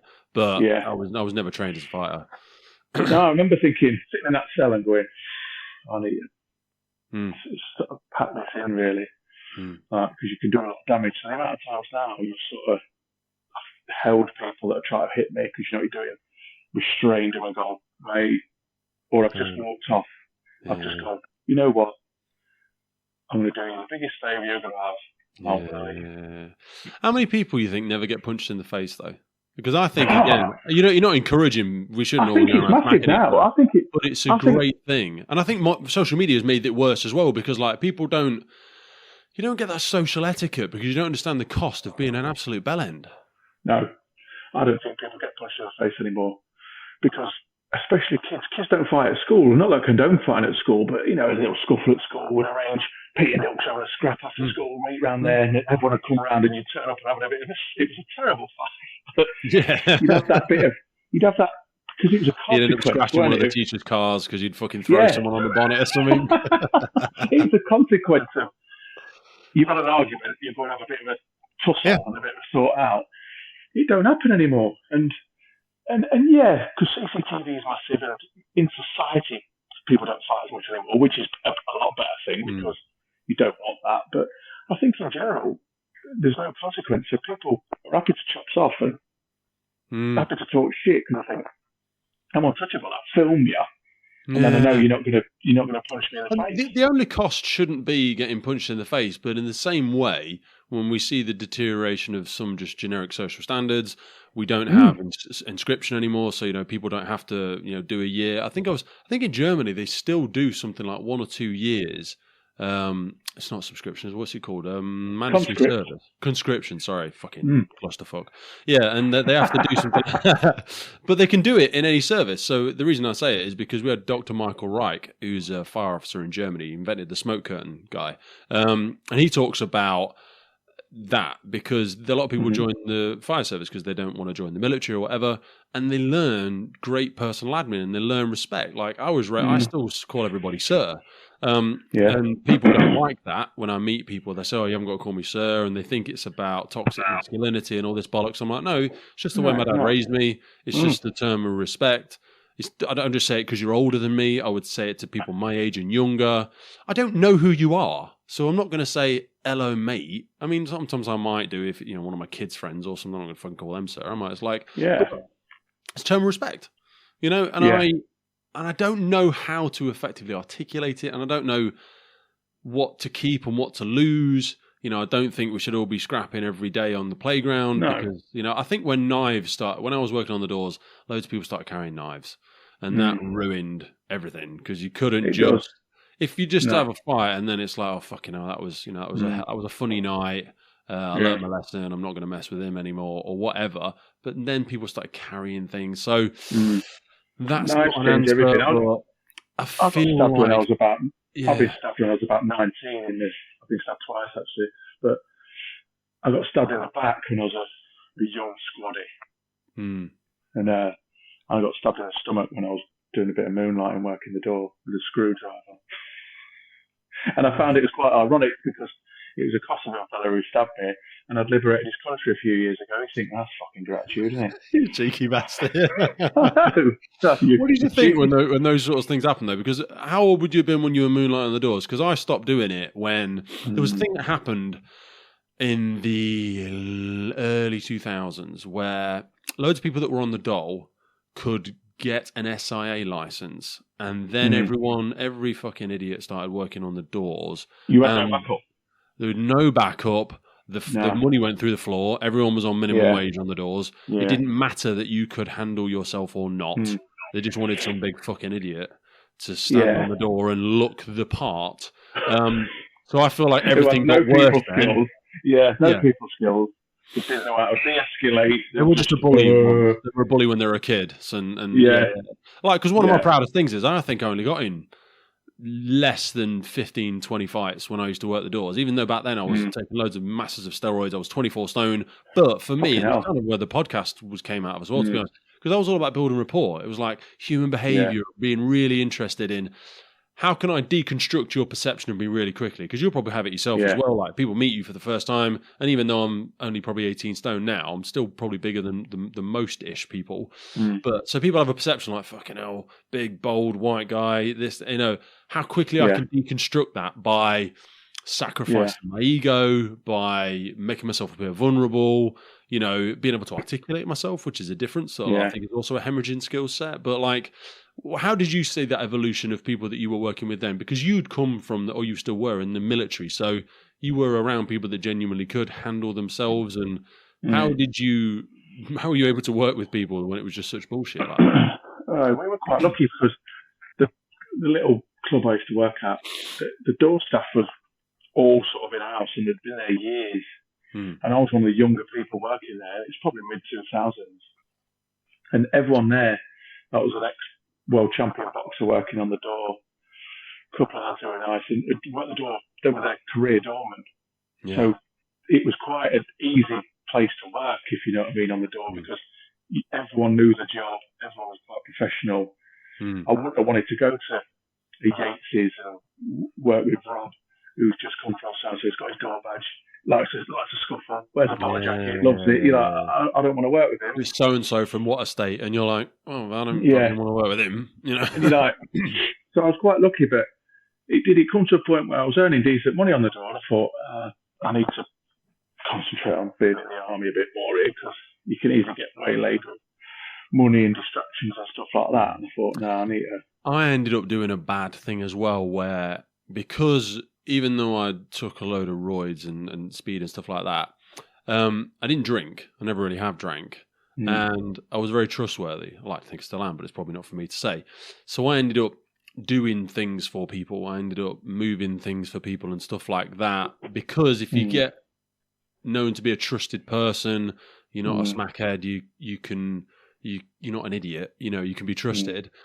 And that's the fork in the road. I think it like sliding doors. I think like my life could have gone in a very different direction then, because I had to move completely out of that environment. But I see them people now sometimes still, and I'm like, bloody hell, you take something from one side of the city to another and just drop it off somewhere for someone, and then they'd give you some money. And the amount of money in it, massive money in it for not much work, and you think, oh, it's quite attractive. Yeah, but you're always looking over your shoulder. That's what I found. When people said, oh, yeah, Pete helps out so-and-so, or Pete moves things for so-and-so. Yeah. But, yeah, how many people have you seen? Because, I mean, I know some of these stories are salacious and have been inflated for the purposes of books and things like that. But, I mean, Ant, in one of his books, he used to speak about working on the doors and life could have gone in two directions. Some of that's true. Some of it's probably bullshit. The same with all of us, to be fair. But, like, how many people... Because you've come out, you've decided to go into the fire service. And I don't want to finish talking about your career, but, like... Yeah. That could have gone in many different directions as well. Because people ex-military lose themselves. They do. And I think I still speak to people now. I spoke to one of my friends, and she's a female who's just left the military. And she probably did 23 years. And she doesn't like civilians. She'll openly say she doesn't like civilians. She doesn't like working with civilians. She doesn't like the banter of civilians. I'm like, mate, you've got to adjust. Because at the end of the day, you're a civilian before you join. You get paid to do a job. And my aspect on the military is I've always had decent civvy friends. I've always been grounded from wherever I've been based. And I've always kept that bit of a conduit. And you get paid, and it's a job. It's a different job, same as the fire service, but it's still a job. And you throw your life into it, but you've still got to expect that it's a job. Yeah, but it's not like any other job. It's such an immersive experience. And I know everyone will say that about their job, but it's not like, oh, well, I worked in a factory for 20 years and I managed to recalibrate. Yeah, but you went home every day and you didn't, you are immersed in the military. You live every day. Yeah. I found when I left, you sort of, my wife thought about it, you feel a little bit lost. Even though I was looking up to go straight into another uniform service with pretty much no overlap. I had them myself. And I used all my leave and then started fire service training. So it was like I just changed roles, really. But when I left, and I was probably in charge of at one stage, about 100 people I was managing. And then you lose that. You feel like you lost a little bit of identity. You've lost that camaraderie. You think, where do I go from here? All my mates are all over the country. I feel a bit had to sort of get used to. You do have to settle back into the normal society. Standing in the pub and listening to your mate moan how much plasterboards have gone up, and you start, and that's what I'm saying, mate. That's what I feel for your friend. And I'm not sitting here pretending to ever have done any time in the military or any of that bollocks. But I don't know what's wrong with me, because I have that and I've never done I played at some quite high levels in professional sport and did a few things like that, but never in the same context as you. But I really struggle on a day-to-day basis. And I'm just echoing what your friend said, and you must have had it when you came out and you sat next to people and they're talking and you're like, you're really shit. You think you're good. You're shit at your job. I had it on my, I come back from my last Afghanistan, my third Afghanistan. I came back and you do like a decompression, but it's fucking dog shit. So you basically got to sit in Cyprus to get pissed for a day. That's what I'm told. You watch like a fucking shit cabaret singer or a magician. It's crap, right? It's crap. You end up scuffling with everyone because all your little fights come out, which is good for that. Yeah. That must be the person that runs that base must be a fucking nightmare. Yeah. And I remember coming back and I remember standing. I was on leave, so they give you 8 weeks off because you've had no leave. So I might have 6 to 8 weeks. I remember being in Tesco's. I thought, I need some stuff. I was living in Towton at the time, in Nottingham. So I remember being in Tesco, the master Tesco's there, stood in the queue with baskets, and the two women in front were moaning about, I don't know what they were moaning about. It started raining outside, and they were moaning about they had to do this, they had to watch the car. And I remember I thought, I'm going to explode. My fucking head's going to explode. So I just put my basket down And I had to leave. I had to just basically go out because I could walk. I just walked home and had to go in and just lay on the bed. And I was like, what the fuck is wrong with you? But in my head, I thought, No, mate. I'm going to explode. And then a couple of mates said, do you want to go on piss tonight? I was like, nah. I said, if I got a piss tonight, I'd end up doing something stupid. So I just basically just did my own decompression sitting in my house. I got Tesco's delivered because I thought, I can't go in again.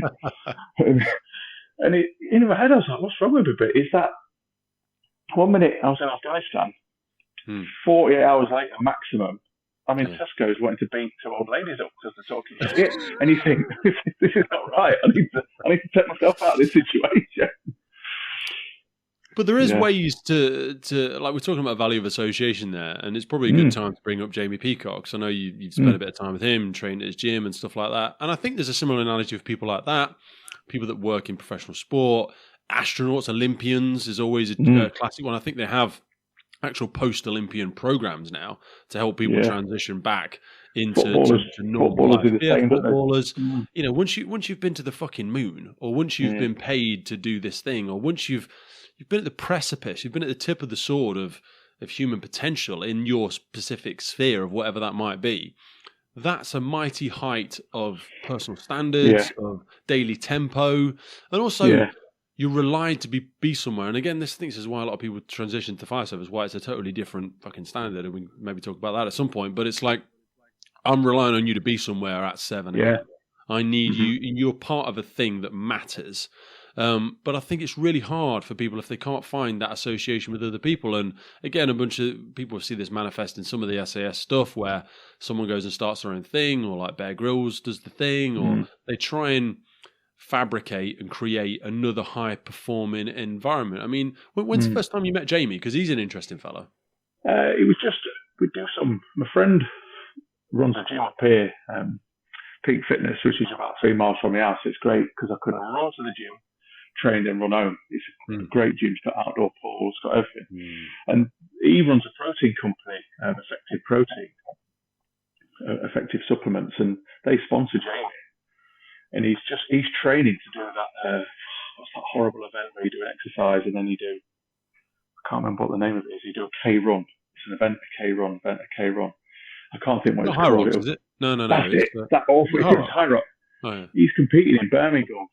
That's cool. Thinking it next couple of weeks. So he's at High Rock. So he's training for that. So they wanted him to do some promo. There's the wife. Look, she's just come in. They wanted him to do some promo for that.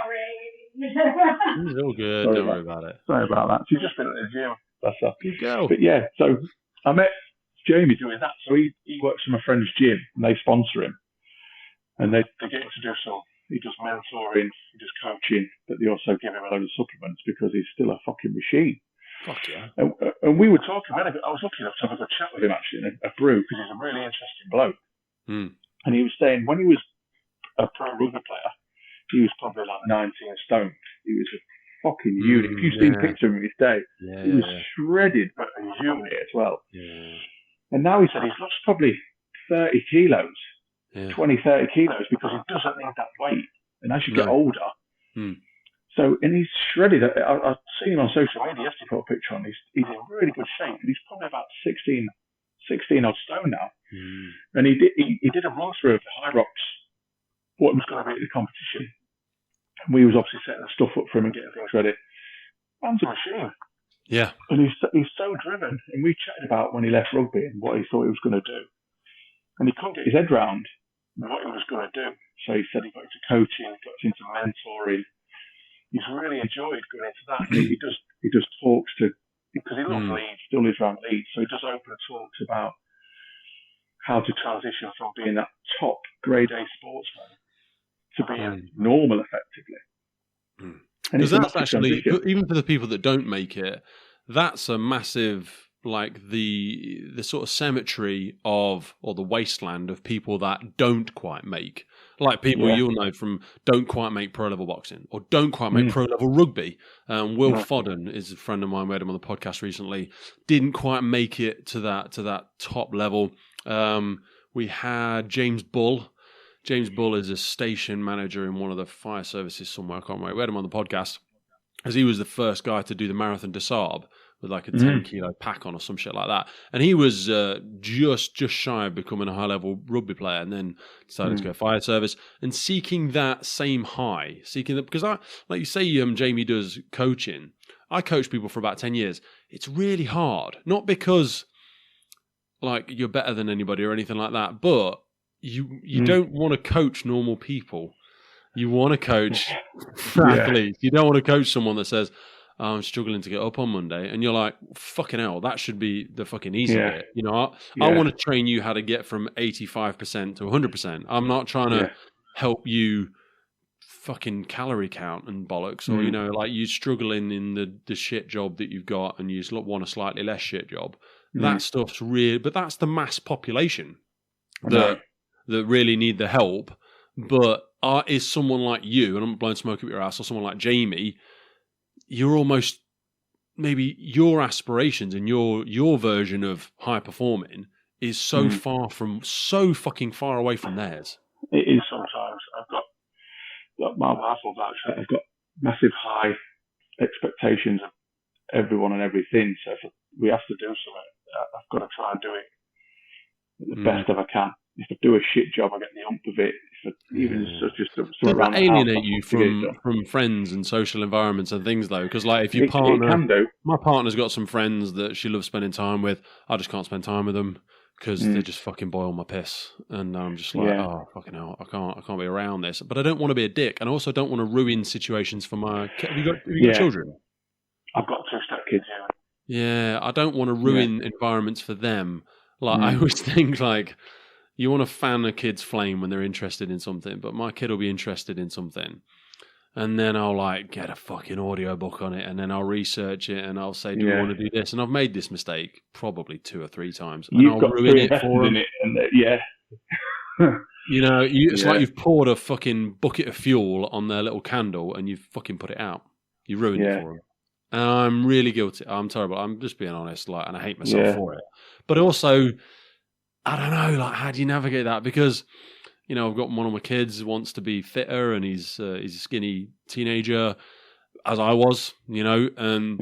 But I didn't have social media and shit back then. I remember getting, I think it was a massive Arnold Schwarzenegger's biography of bodybuilding or some shit. Encyclopedia of bodybuilding. I fucking got it here somewhere, mate. It's fucking around. I bet I could find it. But anyway, and it was like, right, put your feet up on a chair, and this is an incline press up, and you do 200 of them a day, and then you tuck your feet under the sofa in your bedroom, and then you get the little York dumbbells from Argos with fucking sand in them, you know, and you just do all that shit every day, you know, and you couldn't afford anything, so I'd be rice and tuna and boring shit like that.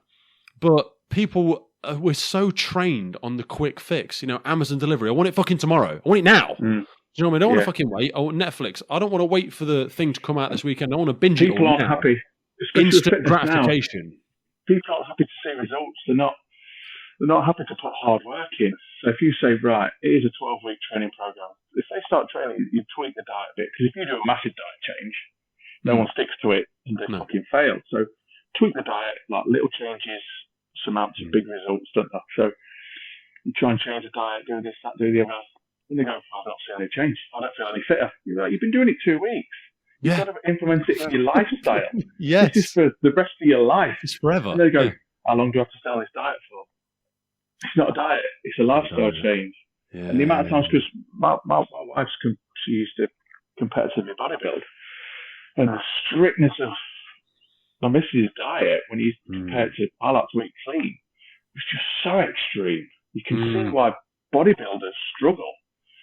Because the extremity of the body dysmorphia is just massive.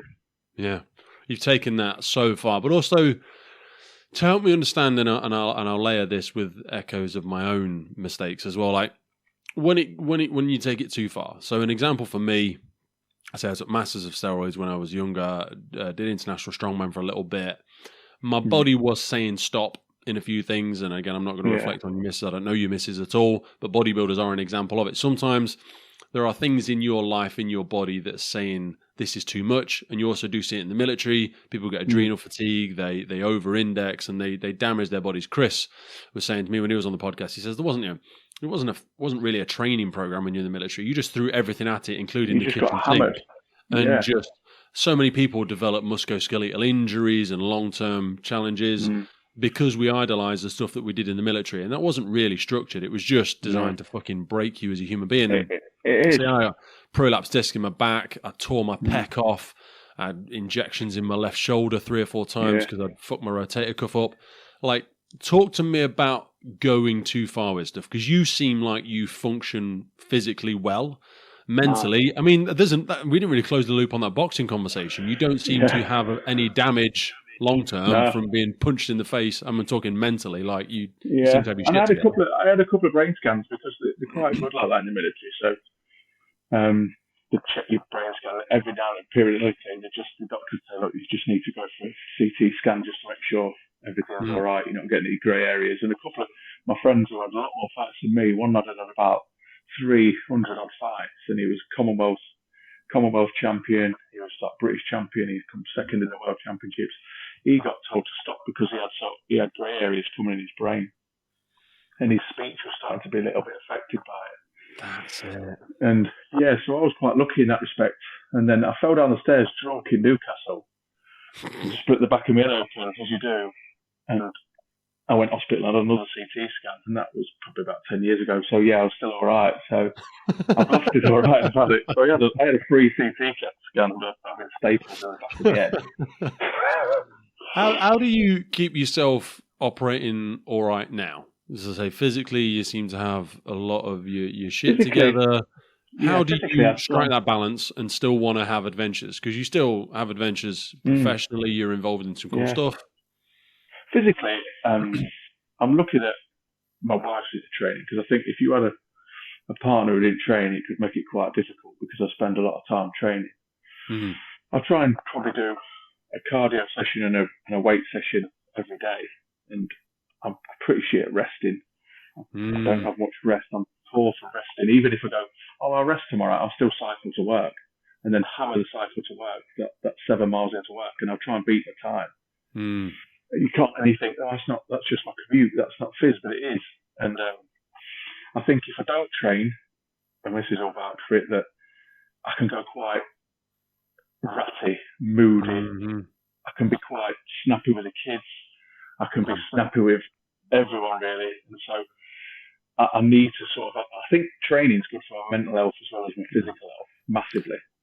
That's what I always say. It would be a discipline for me to stop doing it. Like when I get injured, it's hard for me not to do the thing. It's a mental crutch. It's a bit of a trick.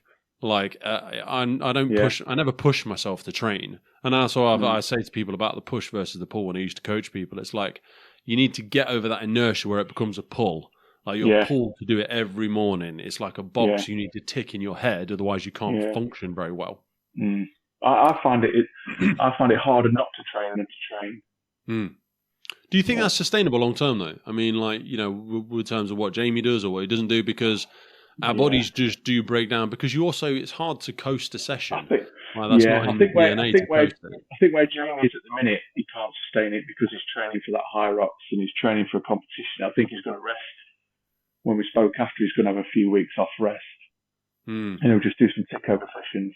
But you can't stay at that. You cannot stay at that peak. You can't because you'll plateau and you'll just eventually come off. You'll end up crescendoing down because you can't stick to that. I try and maintain. I try and listen to my body as well.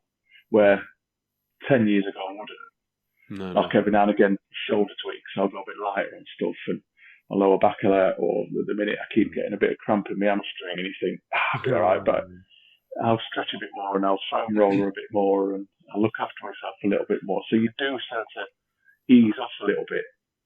But I've still got that where some of my civilian friends started running with me, and funny enough, they don't run with me anymore because they don't stick at it. It starts to seem like they've got no discipline. They'll go, I'll run for you for a bit, and then they're bored of that idea, they'll do something else, and or they'll feign an injury where I've just run since I was 15, 16. I still run quite a lot now. And I think it's just ingrained into you. I'm trying to get better at listening to my body, because echoing back to, obviously, I went on this SAS thing the other year. I'd gone from being really huge, squatting 340 something kilos, losing a load of weight, picking up a load of cardio, doing a load of stuff, and I had tendinopathy in both my knees, and it had annoyed me for ages. But then obviously I decided to do the show thing, so I've been doing a load of ruck running and loads of high volume training. And my knees were just hurting more and more and more. And then it was obviously an innocuous, pathetic little fucking moment of wrong angle, wrong thing, snap, kneecap comes off the fucking thing, and those moments like that. And I like to think that I learned from them, but I said I learned from it when I popped my back, and then I said I learned when I tore my pec off. And I don't know what that is, because I want to still be doing shit when I'm 60 years age. I want to be climbing Ben Nevis when I'm 70, and I want to be having those fun adventures then. But I find it hard to get that balance of being a savage and enjoying my life and holding myself to a high standard and not over-indexing, because rest days are just nigh on impossible.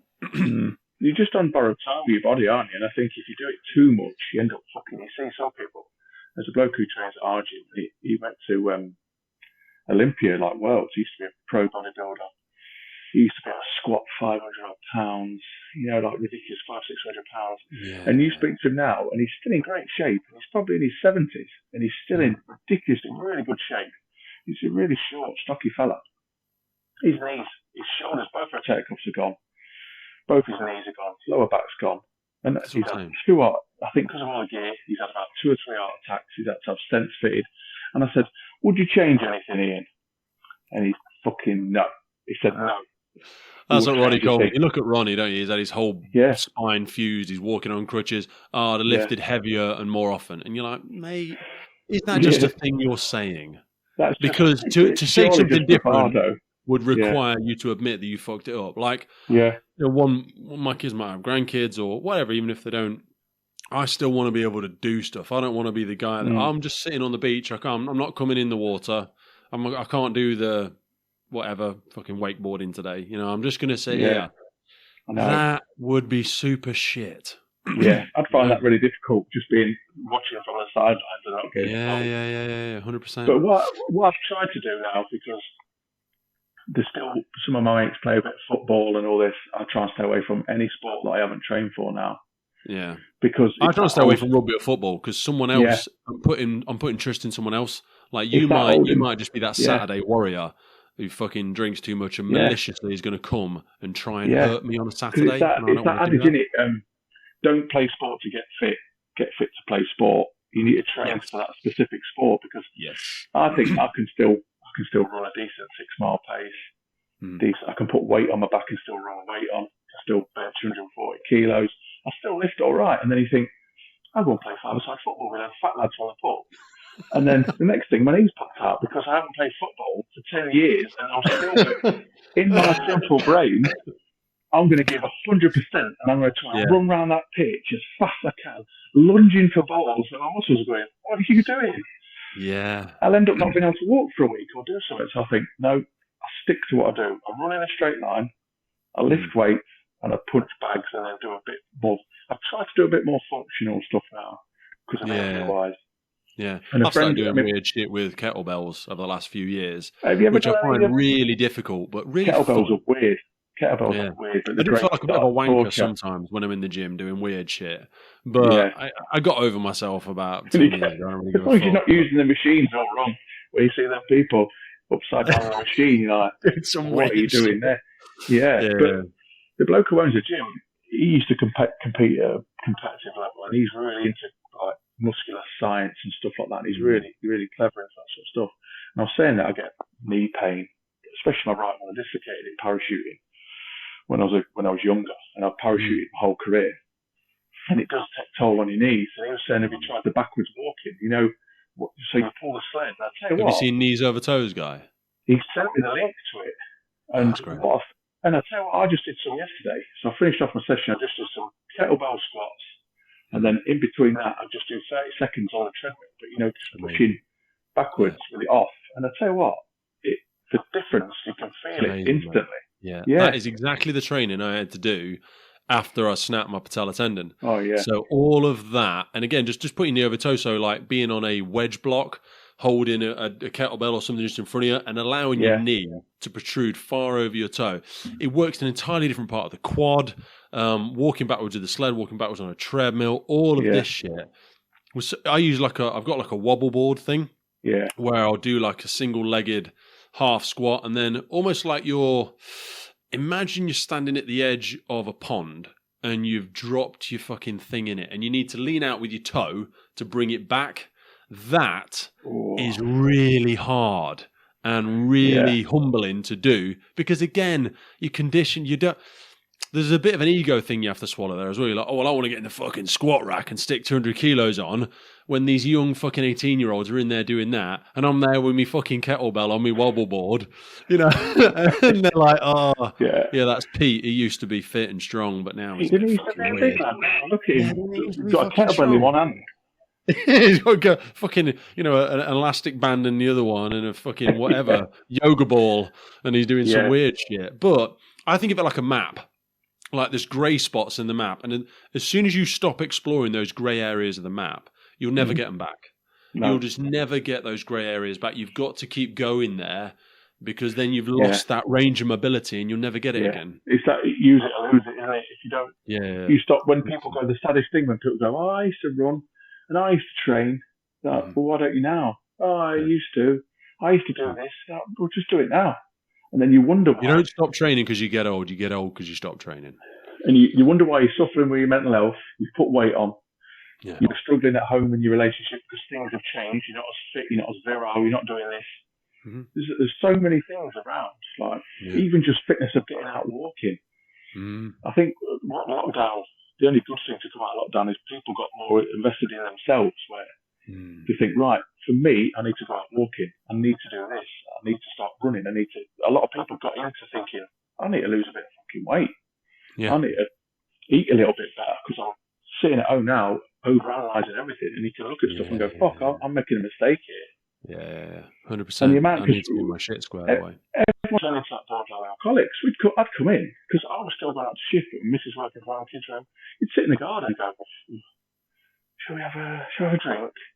Oh, you may as well. And you think, just get the music on. You end up having a home party because you can. And you're like, yeah. You're like, this is not good. Every day's a Prosecco day, baby. It's crazy, isn't it? It's so fucking weird.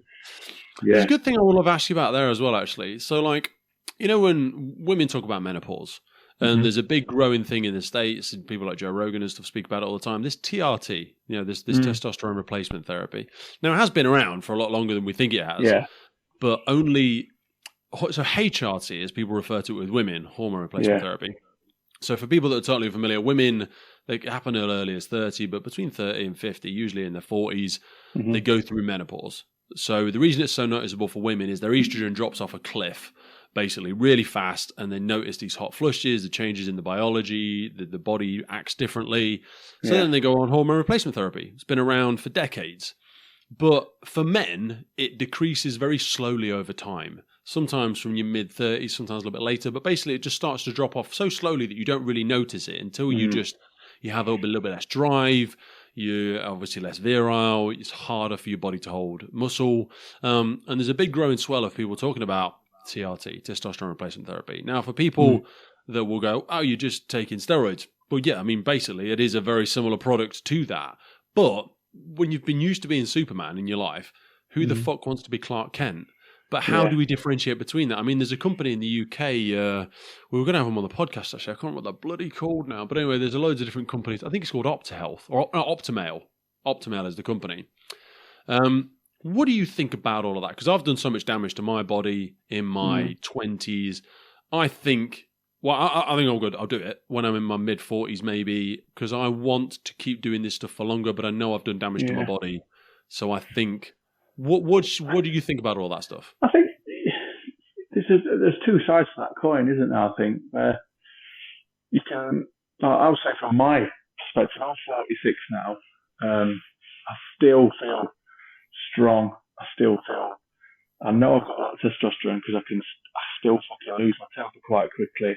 I still get angry about fucking things quite quickly. My missus is wondering. But I can still think, right, I can still lift, I can still do that.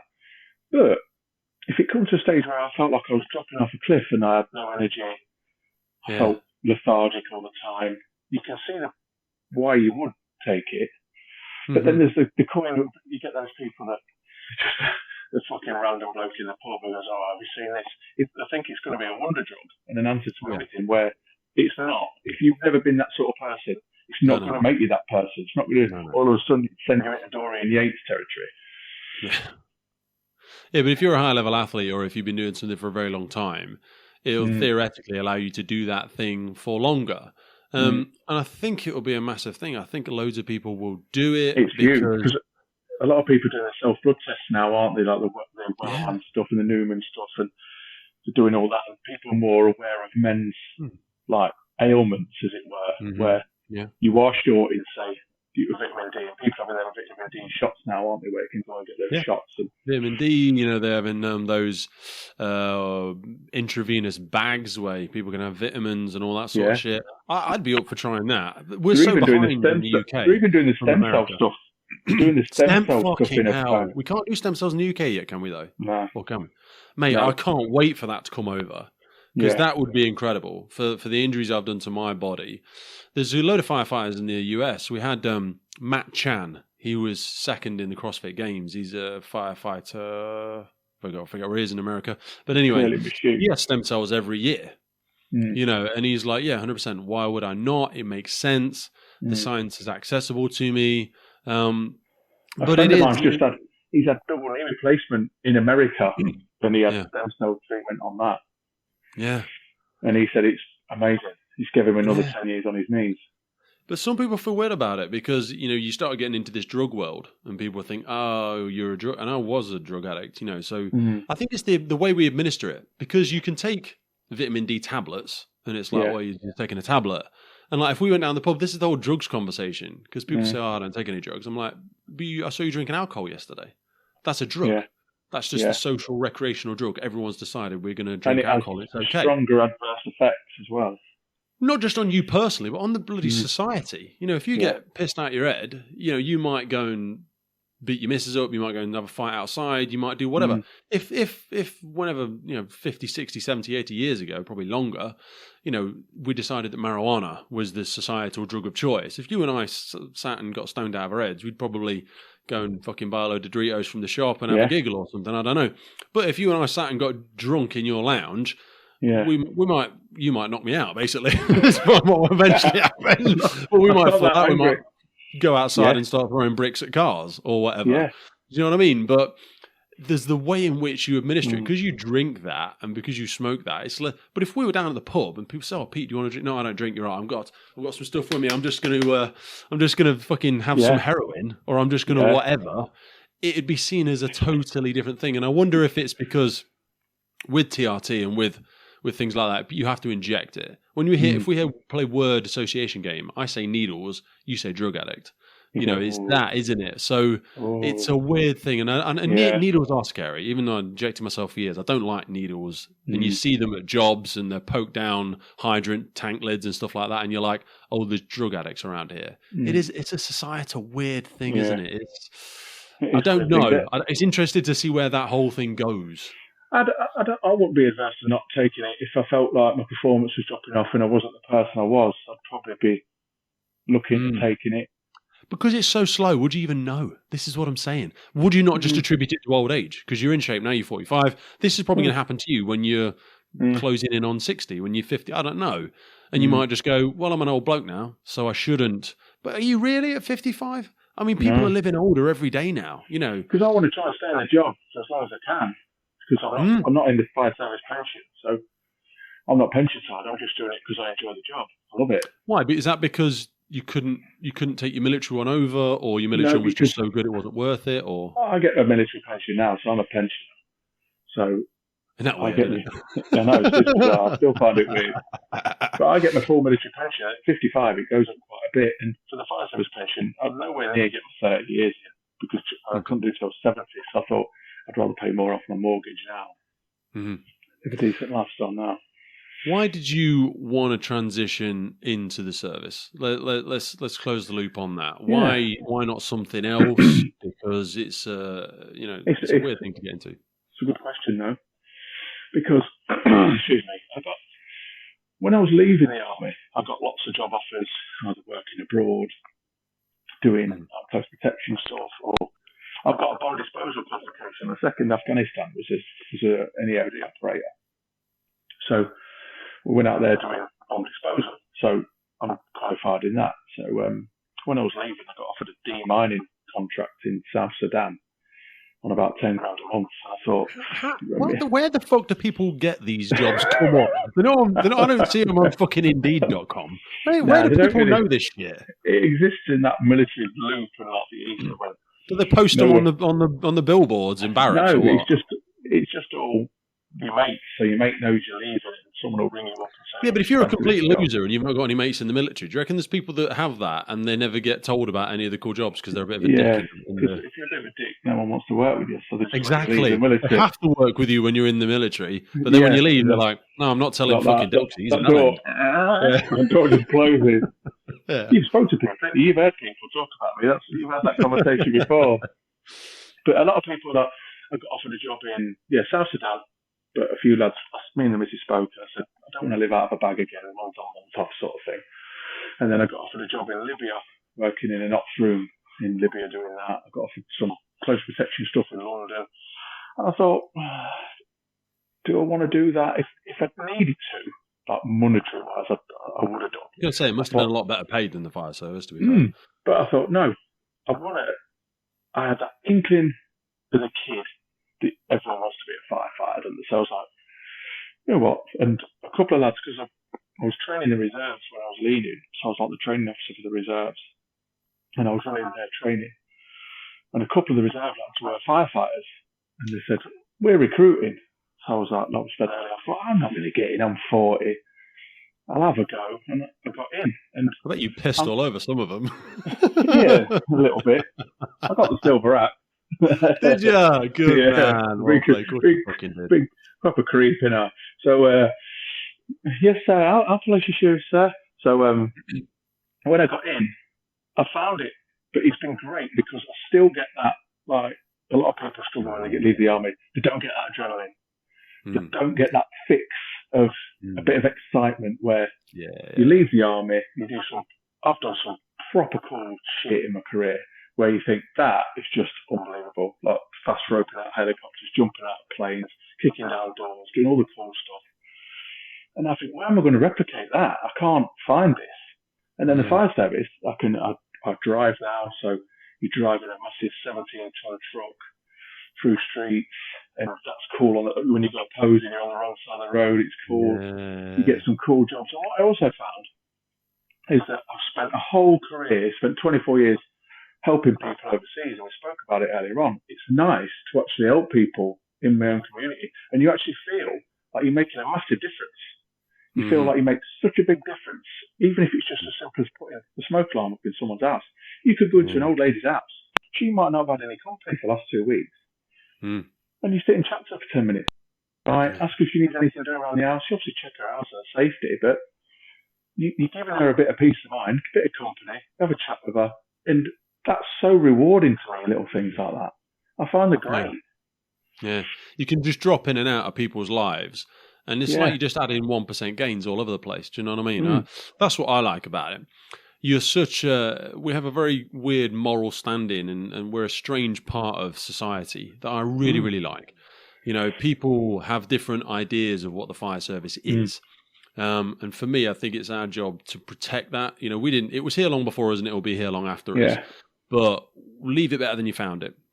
Do you know what I mean? And also, because we have so many incredible people like yourself from different backgrounds, different careers, from military, from the care sector, ex-teachers, whatever. We've got some really, really awesome people that come in and add a real random diversity to the role. And that's what I like, seeing people coming in at different ages as well. Because they used to just come in from when they were kids and they didn't really have any diversity and they didn't bring anything else into the job. So I do like that we're having older people join now. We've got a couple of teachers who have just joined the job, a couple of ex-teachers, and they bring a really good perspective to the job. And then we've got one lad who used to work for the council, but he specialised in welfare of the council and people from deprived communities welfare. So he's involved us in that a lot more. So we run clubs now. So on a Saturday, and we've got a few different cultural minorities in Hull now. So we invite different cultures. So just last weekend we had a big group of Muslim families come to the fire station, and it broadens their horizons a bit because sometimes they'll live in their own little area.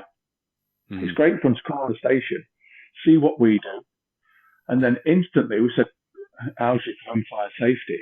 And they said, because the landlords sometimes don't look after them the best. So we've got a lot more interaction with them now. So we've been around checking their properties, checking everything's okay, giving them smoke alarms, giving them advice on better fire safety, and then they know they can talk to us. So they feel that there's that jointed effort. So that's more rewarding as well. That's a lot better things to do. It's weird, isn't it? Because you can travel the whole world like you have, far more than I have, but then you realise how little you know about your own society, your own community.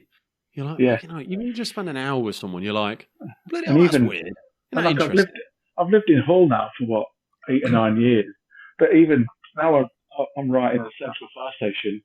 Driving, I haven't got a clue where I'm going. I'm like, I thought I lived here, but all these little side streets, I don't know where I'm going. And we've got a lot of high rise. I think we've got 17 high rise. We've got 17 residential high rise and about 25 business high rise. So we've got quite a lot of high rise for quite a small city, really. Yeah, that's some scary stuff. We just had a guy called Peter Apps. His episode comes out in 3 or 4 weeks' time. We just uploaded it on the system. And he wrote a book called Show Me the Bodies, How We Let Grenfell Happen. And fucking hell, he tells some great stories from both sides, from industry, he's a housing specialist, but then also he overlays it with an incident debrief with the timeline and people trapped in different places. And yeah, that's a real growing concern and awareness piece that a lot of people across the UK, because these buildings were safe-ish when they were first built, but they're 30, 40 years old now, and they've been fucked about with so much. And yeah, it's an interesting thing. But I also wanted to ask you about the balance that the fire service gives you, because when you're in the military, you were just military through and through, cut you in half, it fucking says it straight down the middle. But you still do a lot of other cool stuff. So this probably is a nice transition as well into, when did you get approached for the whole SAS thing? Because you probably do 4 days on, 4 days off, same as everyone else does. So the fire service is full of people with a side hustle. There's full of people with other adventures, hobbies, passions, stuff that they do. Yeah, when I was still in the army at the time, and it was Anne to approach me. I used to work with Anne for a long time. And then we've known each other for probably 25 years. So I got a text saying, do you want to come on TV? I remember speaking to Miss about it. I was like, no, I just got a random text off of me. She was like, fuck off, you're not going on TV, you're full of shit. You got a head like a light bulb, who's going to have you on TV? So I was like, she said, I never said that, she fucking did. But she probably said something worse, actually. Like a balloon with a face painted on it. But and I said, look, I texted him back, I said, really appreciate it, mate, but I'm still in, and it's a conflict of interest. You can't do it the same thing. Expand on that for me, because a lot of people said no to that. We've had a couple of people I've spoke with, people that were approached beforehand, I think, that nearly did the lead thing, and it's weird. I was still serving. I said, look, I can't do it because the army will go mad if I do army-related program while I'm serving in the army. It's a big no-no. You get pretty much booted out for that. And then I don't know how he knew that I was out, or how he knew, because I went on social media or nothing. It was literally, I was on my course, and I got another text. One of the producers from Channel 4 is going to ring you from Minnow. As you know, one of the producers from Minnow is going to ring you, and we want you to call the show. I was like, mate, how do you know that I'm out now? He goes, I know you're out. I know you're a firefighter. So we went across to Manchester to have a meeting with Dan, and then I went down to London to have a couple of meetings at Minnow, and then had to do a bit of screen testing, which is bizarre, is it? As you know, you had to put makeup on my head so I didn't have a big shine on my head. So I went through that, and then I got offered the job doing it, which was bizarre because I took Ant through his interrogation when he went through selection. I took him through his interrogation. So when he went for SBF. So You obviously made an impression then. yeah, I did, yeah. And so he was like, oh no, just a man. Oh no, just a person who got off this. So he went from there, and I've just filmed. We've just been out abroad filming for a month.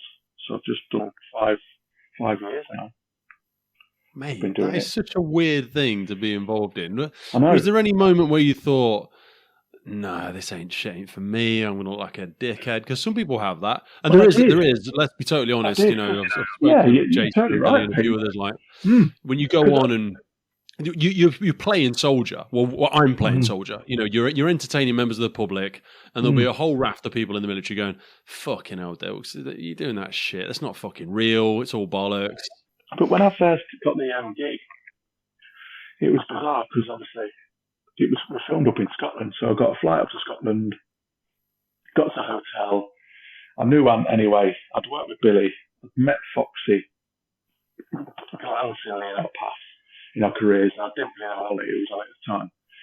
But Ant made me feel really welcome. I knew Billy, so instantly you think it's back in the old job sort of thing. Billy's a fucking legend. I'm surprised they didn't have Billy as the original lead. With the great, Ant's really cool, and Ant sells it well, and he's got the banter about him. I think that's why, because Ant's marketable for the female market as well. I didn't realise how much of a legend Billy was until I went down the Billy rabbit hole. Oh, mate, Billy's nails as well. He's a fucking hard bastard as well, Billy is. And big into his boxing as well. Yeah, he used to be. Me and Billy have got some good. When we're off camera and we're off audio, I'll tell you some stories about me and Billy on piss. It's quite funny. Okay. But he still gets arrested now, I think. But when I got up to Rassay, and I remember they said, yeah, you'll get your call sheet as you do, and it was all still bizarre. And I got permission from our chief fire officer, who was a chief at the time. So I said, I'm going to go on TV, Chris. He said, you're not bringing the fire service into dispute. I said, no, it's nothing to do with the fire service. I've got permission from the military because they might often get permission from that. I said, I explained what it was. He goes, oh, I fucking love that programme. What part are you doing? I said, I'll pop up at the end and I interrogate people. Okay, nice one. Just send me an email. Sorry, just send me an email. And obviously when it had aired, I got an email going, Jesus, you're a bit harsh. I didn't realise how angry you were going to be. And but the night before we were filming, I remember we were getting called, so it was the daytime. So I'm just laid in my bed in the room, thinking, shit, I'm going to do this on TV. What if I look it up? What if I come across the trainees the right prick? And I remember ringing my missus going, I don't know if I can do it. No way. I swear. And I was going, I don't know, I might just tell them I can't do it. And I'll just fly home. I might give them some money back. But then as soon as you get on set, I saw set, and it was so authentic, as you know, you've been on set. Yeah. I find it amazing that you forget after a while you're on a set. The camera's hidden. There's no one keep coming in and going, right guys, cut there. No. There's no one wandering around with a fucking camera in their hands, really. You obviously see, you're seeing Sam, the floor manager, who's a legend. He just wanders about every now and again, like moving stuff about, and then that's it. They set your food up and then they're just gone. I found that really good. I thought, I quite like this, and it was really professionally ran. And then as soon as the exercise starts, interrogation, they leave it to us, and not the umpire you don't see. They leave it to him. He runs it, and the DS, they come in and watch what we're doing. Do you know the other team member? Well, I'm not going to ask you to tell us who anybody is, but are these other people with the military? Are they all from the same sort of background? Or we all have to do the same training, so we've all done the interrogation job. The umpire, you don't see his face because he still does some military stuff, so he stays out of the way. But we've all done the same training, we've all got the same military background. We've all come from different streams of the military, but we're all trained in that common interrogation. But yeah, they all come from. It's a bizarre little thread of, and it's quite really that many of us, as you can imagine. You don't need a bit about. Are you given freedom to? Because I say when I speak to obviously Chris and Rudy and Jason, they say we're allowed to kind of do whatever we like, and we all bring our own little thing because of all our different careers. Obviously, Rudy's done a weird different stuff over in America. Is it the same with you guys? Are you like, what bits do we want to include? How do we want to play it? So we'll package. We'll go through the interrogation as you can imagine. So we'll get each individual student, as you say. So we just see numbers and pictures on a board, and they'll go, right, this person, we get no real background on the individual. We'll have to fathom it ourselves like you would do a real captivity. And then we'll tailor it. So we'll do sort of a pretty much a processing, which gives us a good idea of what they like. And then each individual student, each individual recruit basically has a tailored package for them. And then we bring them all together. So it won't be, right, generically, they're going to get shouted at, they're going to get shouted at. If you think someone's struggling, because again, it's a TV program at the end of the day. And you've got to really be careful because it's very realistic, especially you've had the privilege of going on it and seeing how realistic it is. And the further you get into it, the more degraded you are, the more lack of sleep. Your diet is shit. Oh, and yeah, Vietnam especially, it was one of those where like, and Billy said it better than anyone, who's like, you can't survive long term in those environments. You're constantly sweating, you're losing salts, you're losing food. Your body will just rot slowly over time the longer you're there. Yeah, it does. It does. The jungle is the hardest place to operate. And that's why if you can soldier in the jungle, you can soldier anywhere because your abdomen has to be on the ball. And if you don't sort your feet out, you don't dry your feet out, you don't have clean socks, fresh socks, you don't towel your feet will just rot, they eat themselves. Yeah, one of them had that trench foot, it just opened up like a fish in the middle. It's awful. Splayed open. And then you've just got a massive open wound that you've got to try and deal with then. And then you're done. Yeah. Once that opens up, you're done. Yeah, that was Chris. And then when you're on set, they don't really see the production. They'll sort of go, right, could we maybe have group interrogation here? But they'll never tell you what to do. It's never scripted. They'll never say, can you push them on this or can you push them on that? It's never like that. And I really like the fact that we just run it ourselves. They trust us. Yeah, they trust us enough. And I think if we weren't getting what they wanted, they'd maybe go, can we maybe push them a bit on this? But they'll never sort of interject unless they think, shit, we're getting at the end. We haven't got what we need for this program. But that's very rare because usually we try and hit it. I think that in my enormously limited experience of anything, it's like that's very rare now because I think people historically are used to just micromanaging things like that. They've got so much money invested in it. It's a big punt. Do you know what I mean? But even on a micro level, you see this on services, and I don't know if you had it in the military at all, but like people try and micromanage cultures and behavior and stuff like that, and then they wonder why it doesn't work. Because you need to let the thing naturally just kind of happen, you know. There's a and then it looks forced. It doesn't look real. If you try and if you try and script everything, it just looks a bit shit. It's all forced and false, and you think, when did that? That's never going to happen. Yeah. And well, I think of it a micro example where podcasting is a great thing because I always say like that's why people don't like the news or the interview style doesn't work anymore because people just want to be part of a natural conversation. They're like you can't fake being. I couldn't fake scripting a conversation with Ian because it just wouldn't fucking work. No. You know, it's like I need you to stop now and now talk about this. Well, fucking okay. I was talking about something there, but you just. I found that like what was said about military, I got some shit of ex-military. I've ended up falling out with a couple of people. Really? Because of that, they've got a bit jealous. Some people said, because some people did like ants, some people didn't like ants. So I always stuck up front because of my mate. And obviously, it's a fucking job. It's not. It's TV. It's not the army. It's not real. It's fucking telly. Yeah. We're not giving away national secrets. Nothing like that. No. It's TV, and I've ended up having a few sort of choice arguments with people. And we've ended up falling out with some close friends because I've got a bit jealous over stuff. And you just think, because your career, when you've left the military, hasn't worked out how you wanted it to, why blame other people or have got other people that their career's done all right? Well, I think a lot of this, and please help me connect the dots, I won't go away for too long, but a lot of it started with the Andy McNabb stuff way back when it was the Bravo 2-0 days when people were like, he was kind of the first one, I think, in my memory, that kind of people thought you're giving away fucking secrets here and, you're trying to enthrall people with these stories. You're exaggerating stuff. But the podcast is another fucking example of it. I'm like, people are really interested in the military. People are really interested in the emergency services. But we keep the door closed so much. We don't talk about our careers. We don't talk about our experiences. People want to fucking clap for the military. People want to appreciate what you do. And they're interested in it. That's why shows like this are so interesting. That's why some podcasts are interesting, because people want to hear about Dilksy's career. They're fascinated by it. And this gives people... It's not the fucking same. We're not saying this is exactly what it was like to be in Vietnam and, get captured. That's not what... No one's saying that. And people that romanticize that and go, it was never... No one fucking said it was like that. This is a fucking pretend fucking thing. I still get asked in the pub to go, so, when people on SAS, you're like, yeah, and they go, if they pass, do they go straight into the SAS?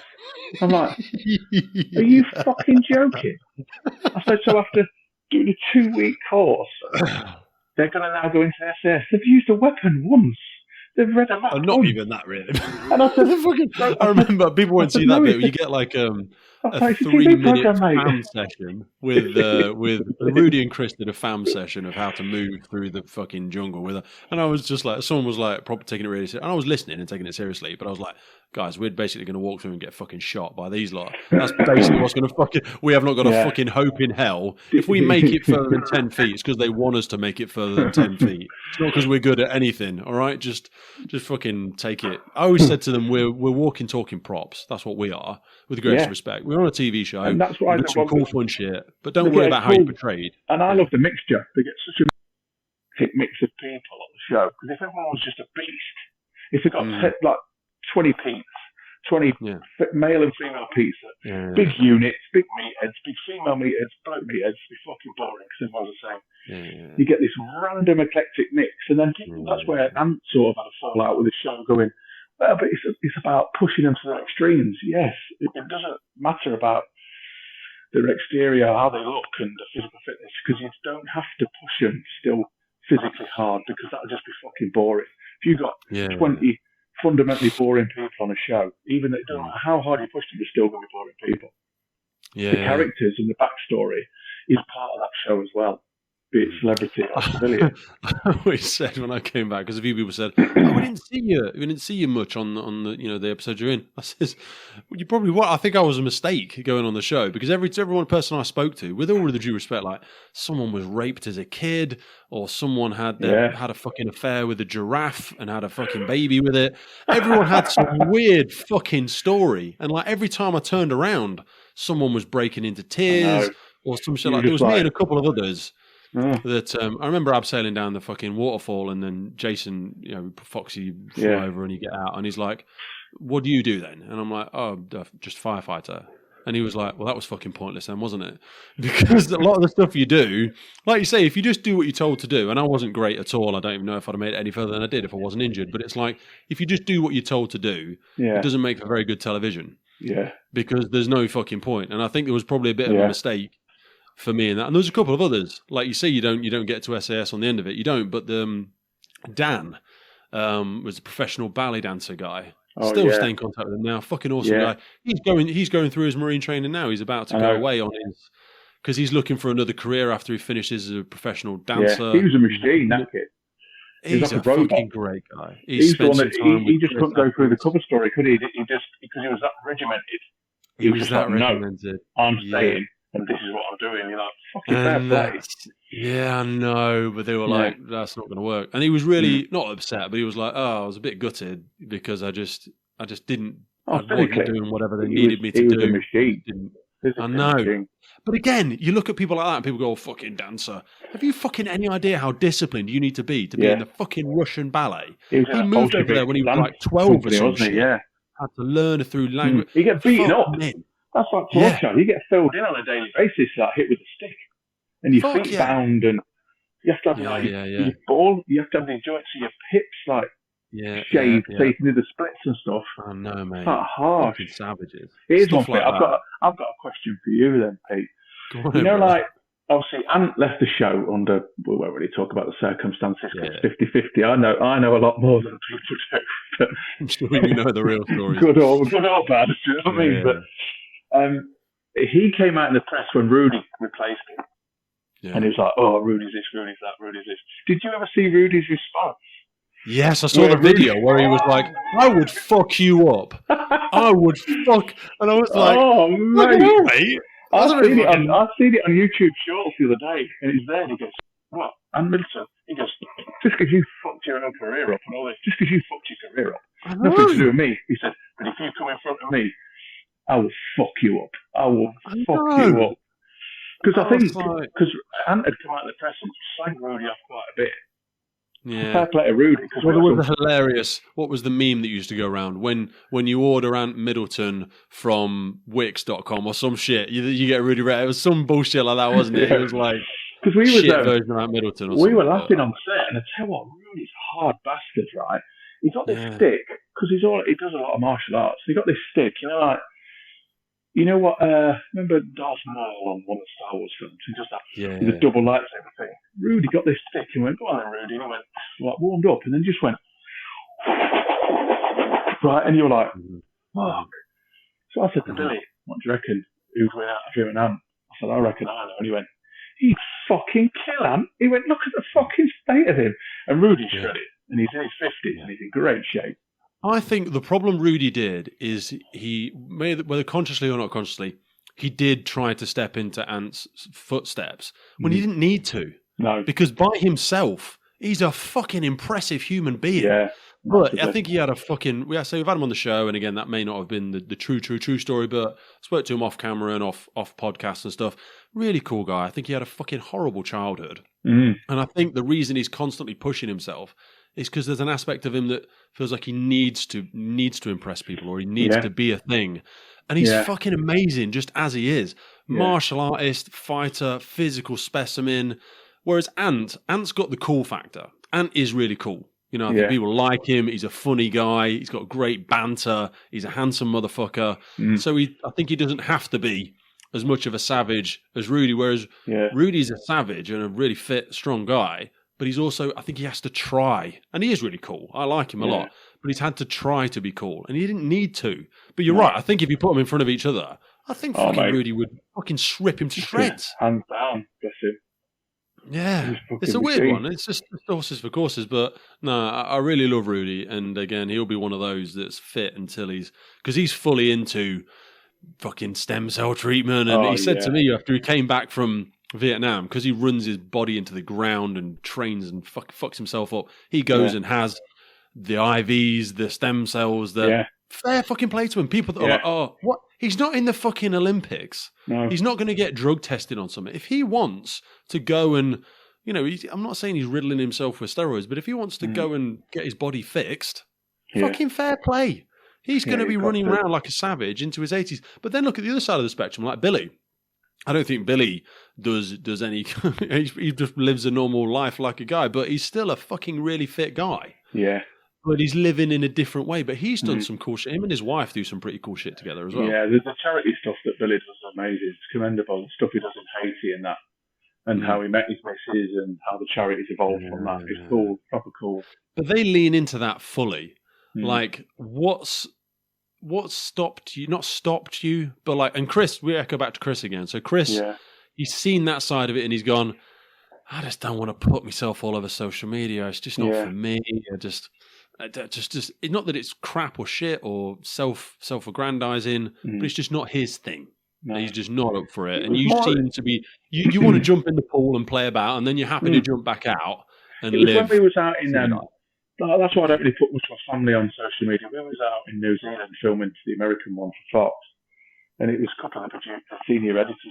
We really think you should maybe think about going on social media. It's good for your footprint. It's good for this show for us, sort of thing. I was like, so you're telling me I need to put it a little bit Dilksy, yeah.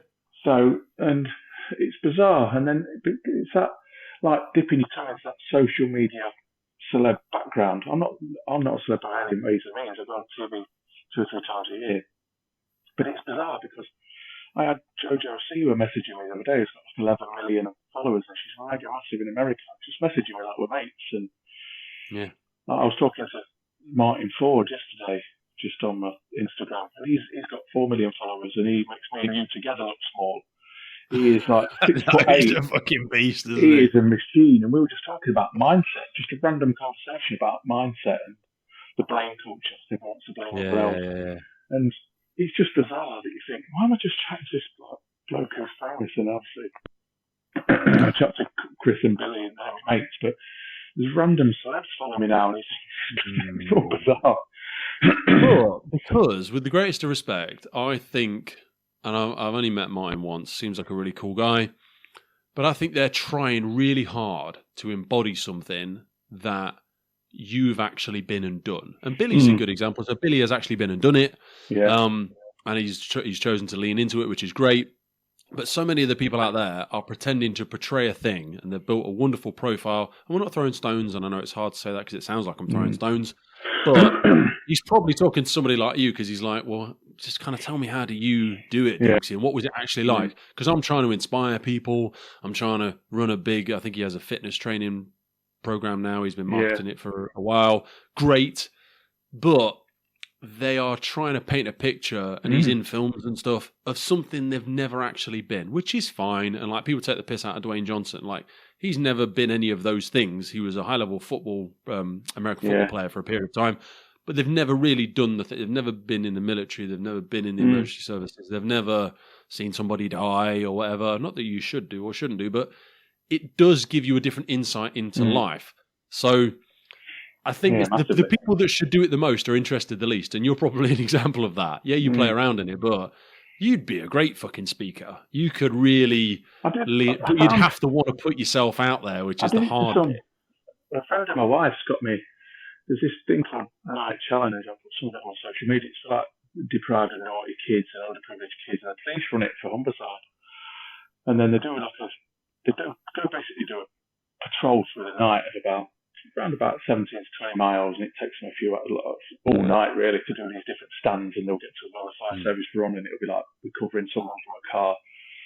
The army will run a stand, the paramedics run a stand, the police run a stand, and they just navigate through the night. And then I got asked to do the guest speaking, motivational talk, and I tell you what, it was one of the best things I think I've done. You know, giving something back, talking to all these kids. Some of them have never left the town centres. Some of them have had the worst upbringings you can imagine. Parents have left them off. Parents are drug addicts. They've had nothing, no support. And then I talked about upbringing as a kid, starting my career, fire service, and then TV. Put a load of pictures on, different like cool pictures. And I said at the end, does anyone want to ask questions? About 200. No one. So I was like, fair play. But I said, I'm going to be here for about 20 minutes after with my missus. Do you want to come ask questions? And it was humbling. I had a queue of people wanting to ask how I joined the army, how I got out of the gangs in the estates, how I did this, how I did that. And I felt it was just, even if one kid did something to change his life for the better, out of all them people, I've made a difference. So I felt it was amazing. It really I think there's something there. And I know a lot of them are doing their own thing now. I know Jason's got a stage show. Billy does a stage show. They all do a fucking stage show, which is great. But I wonder if like there's a hybrid version of that. I mean, like because I think you could all do something together. Now I don't know if there's enough juice in the squeeze, and for people at that level, they're like, oh, it needs to pay money. And if you were to put on a theatre show, because you haven't got a massive social media profile, even though people love you and I think they would love to listen to you.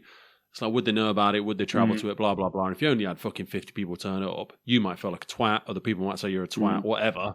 But I think it's so important. This is why, like, and again, this is why I do the podcast, because there's so many people in the fire service and the police service. They'll never write a book. Then you know, there's probably loads of people with far better careers than Ant, even though Ant's had an amazing career. But they'll never write a book because they won't put the time in, or they won't make an audio book. But they've still got amazing careers. And that's why I enjoy speaking to them, because I'm like, because you might never write a book. Are you writing a book? Would you consider writing a book? Because it'd be fucking awesome. I definitely need a ghostwriter because my spelling's fucking atrocious. So. That's mate, why do you think I'm fucking doing a podcast? I can't string a sentence together. Who's got this book? Who's got this book? There'll be like loads of colour pictures and like crayon drawings. But and I know you can't speak about some of your stuff, but when could you? And I'm not asking you to go into it now because I want to be respectful of your time. We've been talking for like 2.5 hours. But it's like, blown.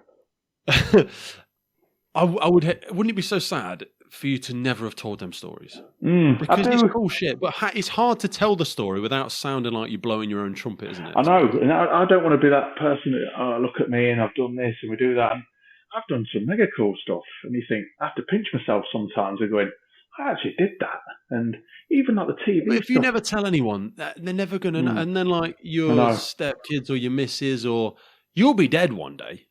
And your mates will tell those stories a little bit. Oh, I used to work this guy, Dilksy, fucking legend. We did this, we did that. All right, we're in this situation. Yeah. And it'll be but they'll fuck it up a little bit because they'll have forgotten half of it and whatever.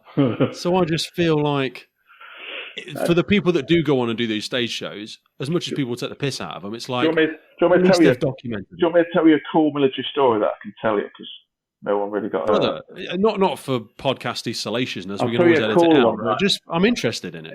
I'll tell you a good one, and it's good but quite funny. So I got attached to Pathfinders when I was in Kosovo because they needed like engineer support, so I could blow stuff up basically. So they needed this kid. So I was like, I'll go. So it's cool as fuck. We were right. We're going to fast rope into this OP, that observation post. We're going to watch this different sector because the Germans were still getting fucked about by the Serbians. They were still having firefights, but they were lying saying they weren't. So we went to spy on them basically.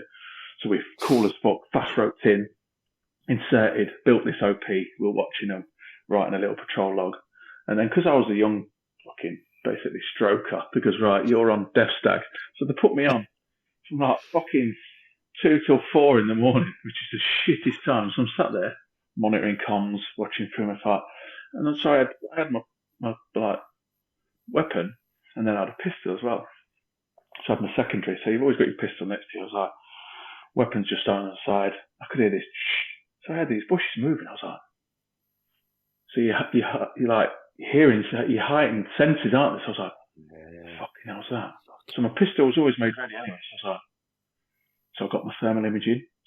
So I'm like looking. I can see like 5 of my patrol members laid there. It's not them. Things getting close. I'm like, what the fuck? So I'm like, right, slow your breathing down, don't sit. You might have to do an impulsive shot, like instinctive shooting. So I've got my pistol there. I'm like, this could be it.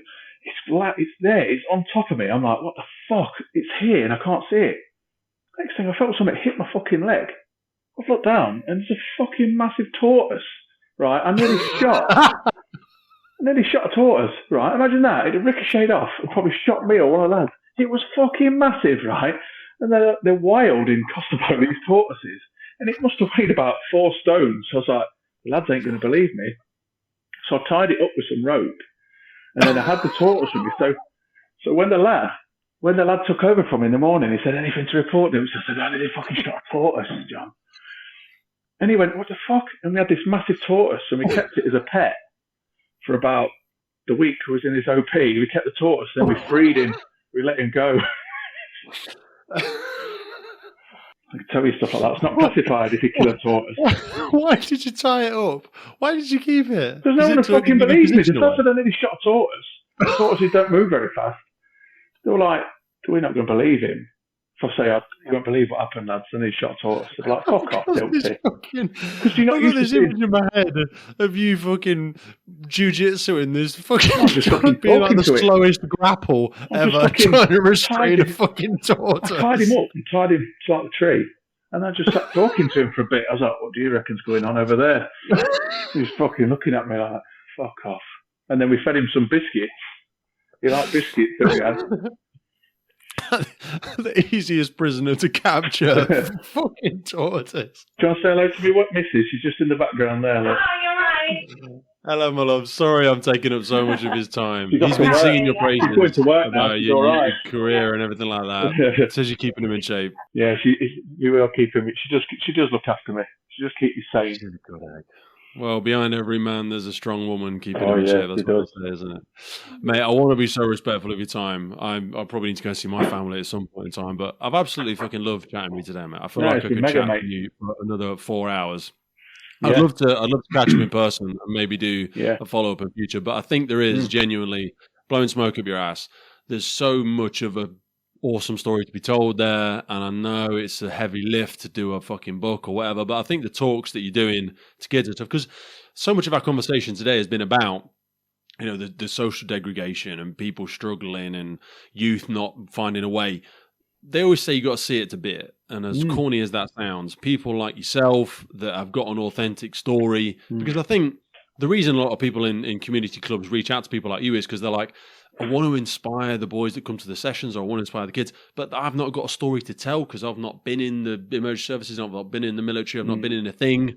There is an aspect where people need to get over themselves with the greatest of respect to go, all right, I'm going to feel like a twat.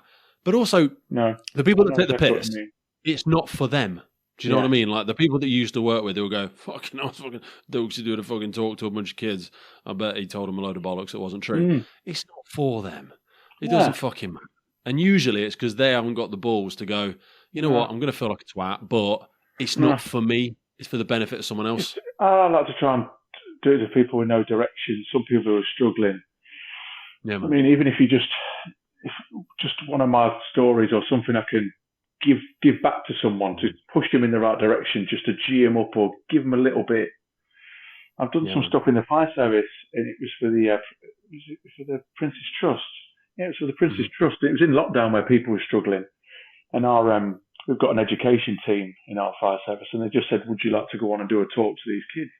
And one lad, it was a fucking horrible story, but he'd been in care all his life, and he'd self-harmed massively. He was massively into self-harming. And he said, look, when can I join the military? I said, right, I'll do some digging for you. And we end up chatting.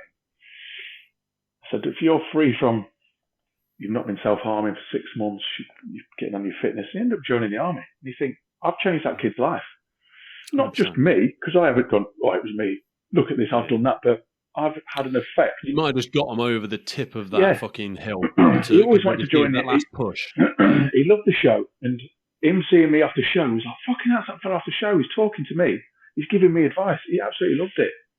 And I got great feedback from that. And things like that, like monetary rewards are great. Having nice things, like I bought a new car and I live in a nice house or whatever, it means fuck all if you're not happy. What's the point of having all nice stuff if fundamentally you don't like what you see in the mirror, you don't like what you're doing?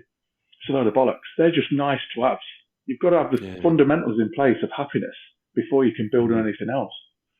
Mate, 100%. I get that so much. We get loads of little emails or little messages. We probably get 30 or 40 a week from someone that's joined the police or joined the fire service usually because they've heard a guest, they've heard you, they've heard someone else. That people will hear you and go, oh, you know what, I'm about a year coming out of the military. You know what, I heard Dilksy on the show, ABC, XYZ. I thought about this. And that's the shit where I'm like, fucking hell. Because it's just numbers, you know. We say 500,000 listeners or whatever. I don't know who the fuck they are. It's just numbers. It could be bollocks. I don't know what it is. I don't know who these people are. But then every now and again you get a message and you think, that's fucking awesome. And it echoes back to that conversation where you never know the people that you're making a difference for, as in you, as in all the great guests that we have on it. It's a real privilege to do it because and it's going to sound a bit savage, but someone said to me a little while ago, and it was one of my favourite things when I reflect on it, when people went, you got on the podcast this week then, Pete? You know, and people take the piss and it's a laugh and whatever. I'm like, I'll speak to so-and-so and so-and-so. And they're like, oh, fucking hell. And people that are either don't like it or don't like me or whatever. And they're like, oh, but that's what you'll be remembered for, Pete. You know, putting yourself out there and talking bollocks on a podcast. I said, yeah, probably. Do you know what they'll remember you for? Fuck all. Exactly. You know what I mean? Because you've got such a fucking great story to tell, mate. Yeah. You could help so many people, but you daren't get over yourself. You're too fucking cool for school. Yeah. Just talk about what you do.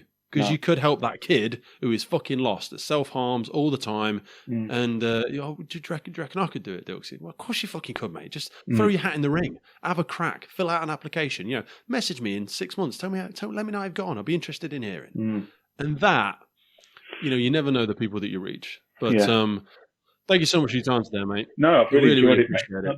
And if you need to do it, if we want to do another one, if you think we've missed stuff, I'd love to come and meet you properly in person. I know we were squeezed for time, and I forced you because you were, for people who aren't familiar, you were like, dude, let's do it in person. Come up and see me. We were squeezed for time on this one, but that's not because I didn't want to come and spend time there. I'd love to come up. And you can fucking embarrass me 7 ways to Sunday, probably. And then I'll not tell anybody and fuck it off. But no, absolutely, brother. Send my love to the family, send my love to the missus. Will do, mate. It's been great catching up with you, mate.